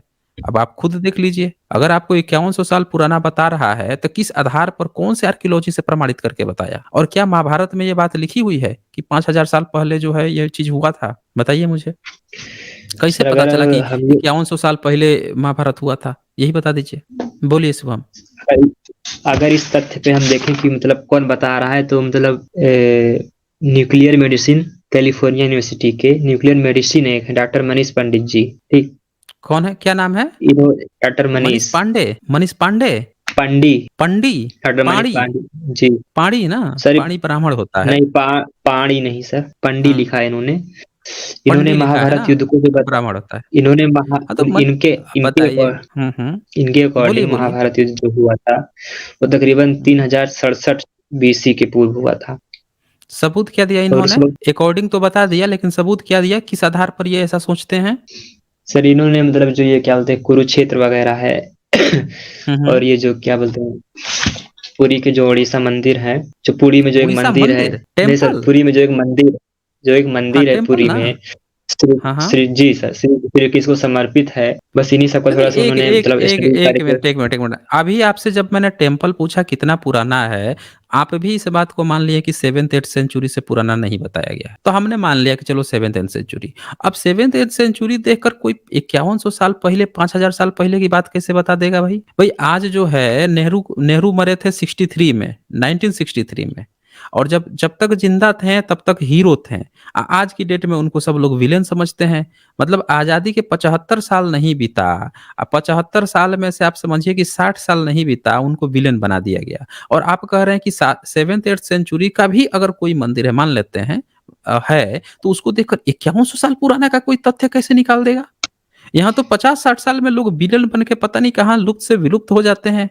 असल चीज़ है कि वो अपनी भतीजी से गले मिल रहे थे कि उनकी कोई प्रेमिका थी, ठरकपन था कि गले मिल रहे थे। ये तक लोग भूल जाते हैं 50-60 साल में। वो इतने साल पुराना 4 साढ़े 4 हज़ार साल पुराना चीज़ का तथ्य वो पता निकाल दिए। टेम्पल देख के। इसी पर कैलिफोर्निया यूनिवर्सिटी में पहुँचे। इसीलिए देखिए ब्राह्मण कहीं भी पहुँचेगा, चाहे चाँद पर ही क्यों ना पहुँच जाए, वहाँ भी मंदिर बना देगा वो। मंगल पे मंदिर बना देगा वो। कह देगा सर यहाँ भी मंदिर था हमारा। अगर हम इस नज़रिए कहेगा कि से हमारे देखें तो हनुमान सर जी जब इसको रास्ते में उड़ के आए थे, वो क्या कहानी गढ़ेगा भविष्य में देखिएगा कि हमारे जो है हनुमान जी उड़ के गए थे रास्ते में ना, तब मंगल पे उतरे थे, वहाँ पे एक टेम्पल बना के तब से पूजा हो रही है। ये भी कहानी गढ़ देगा वो। हाँ, बताइए आप क्या कहना चाहते हैं? सर अगर हम इस नज़रिए से देखें जिस नज़रिए से आप बता रहे हैं, तो सर जो ये बिग बैंग थ्योरी है, जो सृष्टि का निर्माण जो हमें अब वो बताती है, बिग बैंग एक मिनट थ्योरी। मुद्दा मत बदलिए, मुद्दा मत बदलिए। वो बिग सर बैंग जो मुद्दा है नहीं बदल आपके रहे किसी हैं। पंडा नहीं, तो आप मुद्दा बदल रहे हैं ना, वो आपके किसी पंडा पुरोहित के द्वारा नहीं दी गई है, वो साइंटिफिक थियरी है। साइंस में सर हिस्ट्री में उसमें फर्क होता है। एक सर मैं मिनट जरा बता रुके। रहा हूँ। नहीं जी सर। नहीं बता रहे जी हैं ना आप गलत चीज से कंपेयर कर रहे हैं। साइंस में जी हिस्ट्री में बताएं। फर्क होता है। हिस्ट्री जो है वो जो सबूत मिलते हैं उसके आधार पर तय किया जाता है। जब आपको जमीन से कुछ खुदाई होती है, वहां से कुछ चीजें निकलती हैं, उस पे कुछ लिखित प्रमाण मिलता है, कुछ दृश्यिक होती हैं, उन सबको देखकर एक कल्पना की जाती है कि उस समय क्या हुआ होगा। कल्पना की जाती है। जबकि जो साइंटिफिक रिसर्च होती है, जो बिग बैंग आप जिसकी बात कर रहे हैं, वहां वहां कल्पना जो है वो साइंटिफिकली होनी चाहिए और सारे साइंटिस्ट जो हैं सहमत भी होने चाहिए। ये नहीं कि आपने कुछ दिया उसमें लूप होल है, दूसरे साइंटिस्ट ने तुरंत खारिज कर दिया, ये नहीं चलता है यहाँ। आपका जो 5,000 साल पुराना आप जो बोल रहे हो इसका कोई सबूत नहीं है, जबकि बिग बैंग पर आप 1962 से लेकर 63 के बीच में, 83 के बीच में कई साइंटिस्टों को नोबेल प्राइज दिया गया उनके लिए। कई साइंटिस्टों को इस काम के लिए नोबेल प्राइज दिया जा चुका है इस काम के लिए। आपके इस जो 51,100 साल पुराने जो आप महाभारत बता रहे हो, इस पर किसी को नोबेल तो छोड़ दीजिए, कुछ अवार्ड नहीं दिया गया है, कोई सही तक नहीं मानता है। आपकी धार्मिक किताबें कह रही हैं, आपके पुराण कह रहा है, कोई कि 2,500 साल पुराना हुआ है, कोई कह रहा है 3,000 साल, कोई 3,500 साल, कोई कह रहा है कि 4,000 साल, कोई 4,2500 साल। सारे पुराणों ने अलग अलग टाइम बता रखा है। आपने कैसे पता लगा लिया कि 5,000 साल भी पहले हुआ? जो आर्कियोलॉजी है, बीबी लाल आर्कियोलॉजिस्ट जो हेड हुआ करते थे, रिटायर्ड हो गए और वो पद्मश्री अवार्ड ले लिए। उन बंदे ने महाभारत को 2900 साल पहले अपनी किताब में लिखा है। कहा कि अगर ऐसी कोई लड़ाई हुई है भारत में तो 2900 साल पहले हुई है, महाजनपदों की लड़ाई है, आप उसी को महाभारत कहिए। और उनको अवार्ड दिया किसने? अटल बिहारी वाजपेयी ने पद्मश्री अवार्ड दिया। तो भाई साहब आपके जो आर्कियोलॉजिस्ट हैं, जिनके जो धार्मिक लोग हैं, वो उनको अवार्ड दे रहे हैं, वो 2900 साल पहले, आप 5100 साल पहले पहुंचा दिए। थियरी ही तो हो गई अलग अलग। तो आप जो है कल्पना पे मत जाइए। आप कह रहे हैं ना कि जो पढ़ाया जाता है गलत पढ़ाया जाता है, सही पढ़ाया जाता है। यहीं से पता चलता है कि आप जो है मंद बुद्धि बिल्कुल मत बनिए। तथ्य को देखिए। सर केवल लिख हम दिया क्यों है, केवल लिख दिया है इसीलिए सत्य नहीं है। उसका सबूत हम क्या दे क्यों रहा है? कंपेयर मैंने सबूत सर मांगा हम क्यों आपसे ना कि उसने जब कह जी दिया, जी रुकिए जरा, जब उसने कह जी। दिया कि 5,000 साल पुराना है, तो ये भी सोचिए कि क्या उसने कोई सबूत दिया? अब कुरुक्षेत्र की आपने बात, भाई कुरुक्षेत्र का आप मैदान शायद आप जाके फील्ड देख के नहीं आए हैं, मैं देख के आया हूँ। इतना छोटा सा है। जितनी सेना बताई गई है, 18 अछौड़ी की सेना बताई गई है, वो 18 अछौड़ी तो छोड़ दीजिए, एक अछौड़ी वहां पे नहीं आ पाएगी। आप 18 अछौड़ी तो बहुत बड़ी संख्या हो गई। तो वो इतना छोटा सा फील्ड है, आप वहां पे कहते हैं लोग कि वहां से एक भी सबूत नहीं मिला है। और 5,000 साल पहले तो भारत में कोई लोहा का अस्त्र शस्त्र नहीं मिला है कि खाक आर्कियोलॉजी ये लोग किए हैं। और तांबे से आप इतनी संख्या को मार ही नहीं सकते हैं तीर धनुष बना के। कॉपर अगर आप गलती से बता भी दिए कि कॉपर का भी कोई चीज है तो उसे नहीं मार सकते, लोहा होना चाहिए, लोहे का वो होना चाहिए, वो मिला ही नहीं है वहां पे, कोई सबूत नहीं मिला है कि वहां पे लड़ाई हुई थी इस तरह की। तो ये झूठी झूठी कल्पना के आधार पर झूठ चीज परोसना कि महाभारत हुआ था 5,000 साल, ये झूठी है। अब आप ये बताइए मुझे कि आप इतना क्यों फोर्स कर रहे हैं इन चीजों को सही मानने में जिसका सबूत नहीं है? मैं ये आपसे ये जानना चाहता हूँ शिव, सर बताइए। जो सही नहीं है मैं उसे नहीं मानता हूँ, लेकिन तो सर नहीं मैं जो मानते हैं मतलब ना, तब बुद्ध से पहले आपके ब्राह्मण धर्म का कोई सबूत है? ये बताइए पहले। सर पहले मेरी बात आप पूरी सुन ही नहीं रहे हैं। नहीं, आपका जो मूल प्रश्न था, आप यही कहने आए थे यहाँ पे कि बुद्ध जो चीज सीख रहे थे, आपका कोई ब्राह्मण धर्म यहाँ पे था, कोई हिंदू धर्म था, उसी से सीख रहे थे। आपका मूल प्रश्न यही था। मैं आपसे अब सीधे मुद्दे पर आता हूँ। आप ये मुझे बताइए, क्या बुद्ध से सर आपको पहले कैसे ये पता कोई चला? आपका एक सिंगल, हम जान जाते हैं ना, आपके जैसे जो है यहाँ पे हजारों कॉलर्स को रोज देखते हैं। आपका जो भौं भी टेढ़ा होगा ना, तो आपका जो नाखून क्या सोच रहा है वो तक मैं पता लगा लूंगा। आप उसकी चिंता बिल्कुल मत कीजिए। इसका आप मतलब मुझे आप भी सिर्फ श्री इतना कृष्ण हो गए बताइए, हैं। आप अब श्री कृष्ण, यही तो आप बोल रहा हूँ ना कि आपके अंदर जो बैठा हुआ है ये सब श्री कृष्ण और ये वो सब निकल जाएगा। बस आप मेरा एक सवाल का जवाब दीजिए, इससे ज्यादा मैं समय नहीं दूंगा, बहुत ज्यादा समय दिया आज मैंने आपको। ये सिर्फ मुझे बताइए कि क्या बुद्ध से पहले आपके किसी ब्राह्मण धर्म का आपके पास सबूत है या नहीं है? इतना पहले क्लियर कीजिए। सर बुद्ध से पहले, उनके जन्म से पहले, उनके पिताश्री की अगर हम बात कर लें सर, वो भी शाक्य मुनि एक क्षत्रिय थे, मतलब शाक्य जाति के एक क्षत्रिय थे। क्या थे? शाक्य क्या जाति कहा के थे आपने? ना वो राजा। नहीं, वो शाक्य क्या थे? जाति के थे। आपने कौन-सा शब्द प्रयोग किया? क्षत्रिय प्रयोग किया आपने? क्षत्रिय जी, अच्छा, ये जो क्योंकि अच्छा क्योंकि क्षत्रिय राजा में जो 1 मिनट, 1 लगभग मिनट। क्षत्रिय जी में जो 6 की जो स्वर आया है, वो आया है, अर्ध स्वर आया है या वर्ण आया है, छ और त्र, ये दोनों पहली बार भारत में कब प्रयोग किया गया है? छ और त्र। भारत में जितनी लिखावट की प्रथा आई है, उसमें पहली बार कब प्रयोग किया गया है छ और त्र? जितने इंस्क्रिप्शन मिले हैं, जितने जो रॉक इंस्क्रिप्शन मिले हैं या लिखावटें मिली हैं पुरानी आर्कियोलॉजिकल, उसमें छ और त्र का प्रयोग कब हुआ है पहली बार? बताइए। सर, ये तो नहीं पता मेरे को। नहीं पता है, फिर भी आपने क्षत्रिय पहुंचा दिया। आप अगर ध्यान से देखे होते साइंस जर्नी पे, आप साइंस जर्नी पे आए हैं डिबेट करने, आपको ना ध्यान से तैयार होके आना चाहिए था। मैंने साइंस जर्नी पे वीडियो 140 बनाई है, जिसमें मैंने दिखाया है छ और त्र की ध्वनि पहली बार 7th सेंचुरी और उसके इर्द गिर्द में आई है, उससे पहले नहीं प्रयोग होता था। आप बुद्ध के समय में उनके पिताजी को आप क्षत्रिय बोल दिए, जो शब्द ही उस समय नहीं था। भाई, आप जो है, अगर ईश्वर शब्द अरब में होता तो वो अल्लाह थोड़े कह रहे होते, वो तो अपने को ईश्वर कहते ना, सब अल्लाह थोड़े कहते, वो भी ईश्वर कहते। नहीं था, वहां के लोग अल्लाह ही कहते थे, तो वो अल्लाह कहते हैं। आप जो है, जो शब्द ही वहां पे नहीं है, जबरदस्ती उनको क्षत्रिय बना दिए। तब तो फिर इंग्लैंड का राजा भी क्षत्रिय होगा, फिर तो स्पेन का राजा भी क्षत्रिय होगा, फिर तो पूरी दुनिया के कोने के लोग भी क्षत्रिय होंगे। हाँ जी, शिवम महोदय बताइए। सर, हर कोई फिर तो क्षत्रिय जितने कैसे हो राजा हुए जाएगा? सब क्षत्रिय थे। क्या क्या कहा आपने? सर, हर कोई थोड़ी ना हो जाएगा क्षत्रिय। तो कौन होता है क्षत्रिय? बताइए जरा हमें। सर क्षत्रिय कौन होता हम है? सर हमने ये कहा कि सर, जो हम्म बुद्ध जी थे, उनके जो पिताजी थे हम्म हम्म शुद्धोधन, हम्म। वो एक राजा थे। तो राजा प्राचीन थे। काल में प्रथा कैसे ये पता चला कि जी। राजा थे? ये कैसे आपको पता चला कि वो राजा थे? फिर सर, कैसे पता चला? मतलब अब सिद्धार्थ जी हम्म। जब घर से छोड़ के बाहर गए, उन्होंने मतलब अरे भाई, ज्ञान की कहानी मत प्राप्ति के लिए। सुनाइए। इतिहास जो है ना, बुद्ध का इतिहास जो है जमीन में था, जमीन से निकाला गया है।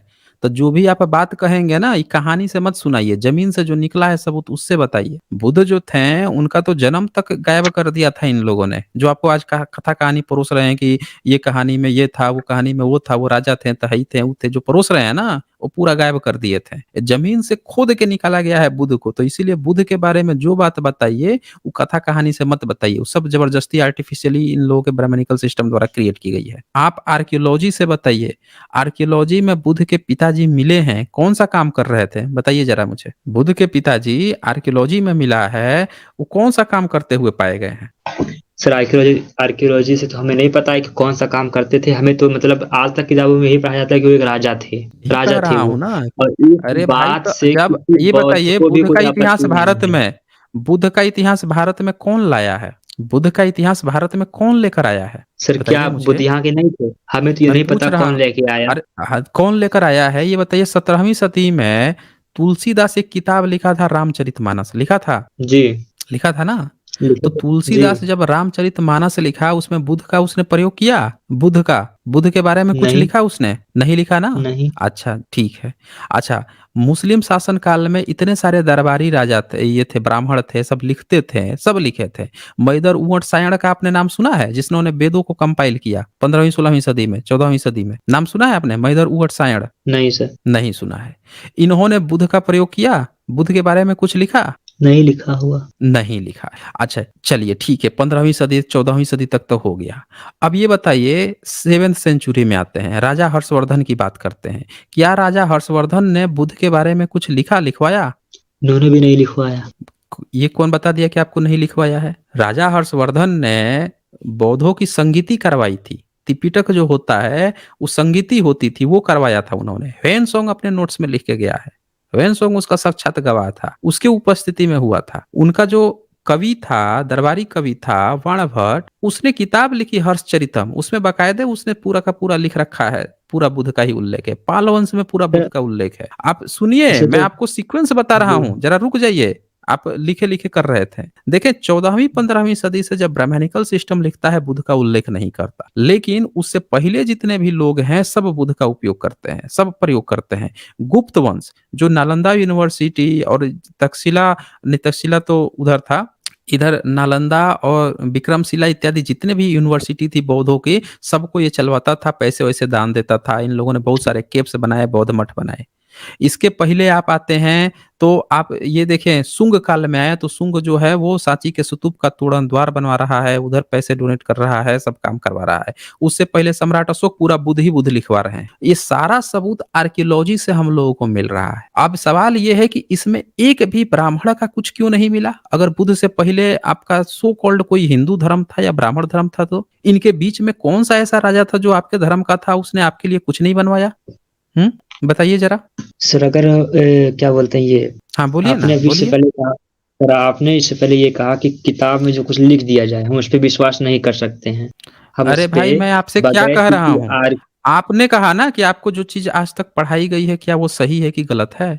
आप ही का सवाल है ना। मैं आपसे कह रहा हूँ कि भाई जो चीज है आर्कियोलॉजी से जिसका इतिहास आपको नहीं पता है।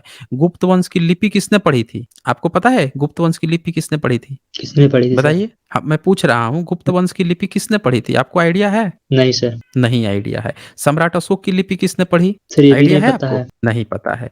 तो जरा सोचिए जिनको गुप्त वंश की लिपि नहीं पता है, जिन लोगों को ये क्या नाम है ये सम्राट अशोक की लिपि नहीं पता है, वो लोग जो हैं आपको कहानी सुना रहे हैं सम्राट अशोक की, बुद्ध की, जिनको उनकी लिपि तक नहीं पढ़ने आती थी। हैं? कैसे आप समझ पा रहे हैं कि जो ये कथा कहानी लिख के दे दे रहे हैं वो सही है? अंग्रेज आके पढ़ के गया है।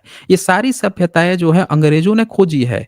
अब ये बैठ के सिर्फ आपको कथा कहानी पढ़ा रहे हैं, आप बेवकूफ बना रहे हैं। जैसे महाभारत में कथा कहानी गपोड़ प्रथा है, उसी तरह की ये गपोड़ गाथा सुना के आपको सोचते हैं कि ये वो कर दिए, तीर मार दिए हैं। चले मैंने आपको आज बहुत समय दिया, जरूरत से ज्यादा समय दिया, और उम्मीद है कि आपको अगर कुछ समझ में आया होगा तो जितनी भी मैंने बात कही है उसको दोबारा सुनिएगा और फिर अगली बार आप रिटर्न होके आइएगा। फिर देखते हैं आप में कुछ इसका फर्क पड़ा है कि नहीं पड़ा है। त्रिपिटक अगर के कुछ बारे में कुछ फर्क पड़ा बताइए। होगा वो मैं बता चुका, जितना बताना था बहुत ज्यादा समय दे दिया। आप त्रिपिटक आपसे सुनेंगे, यहाँ पे यहाँ इनसे आप बैठ के सुनेंगे। महाभारत खोल के दिखा दिया।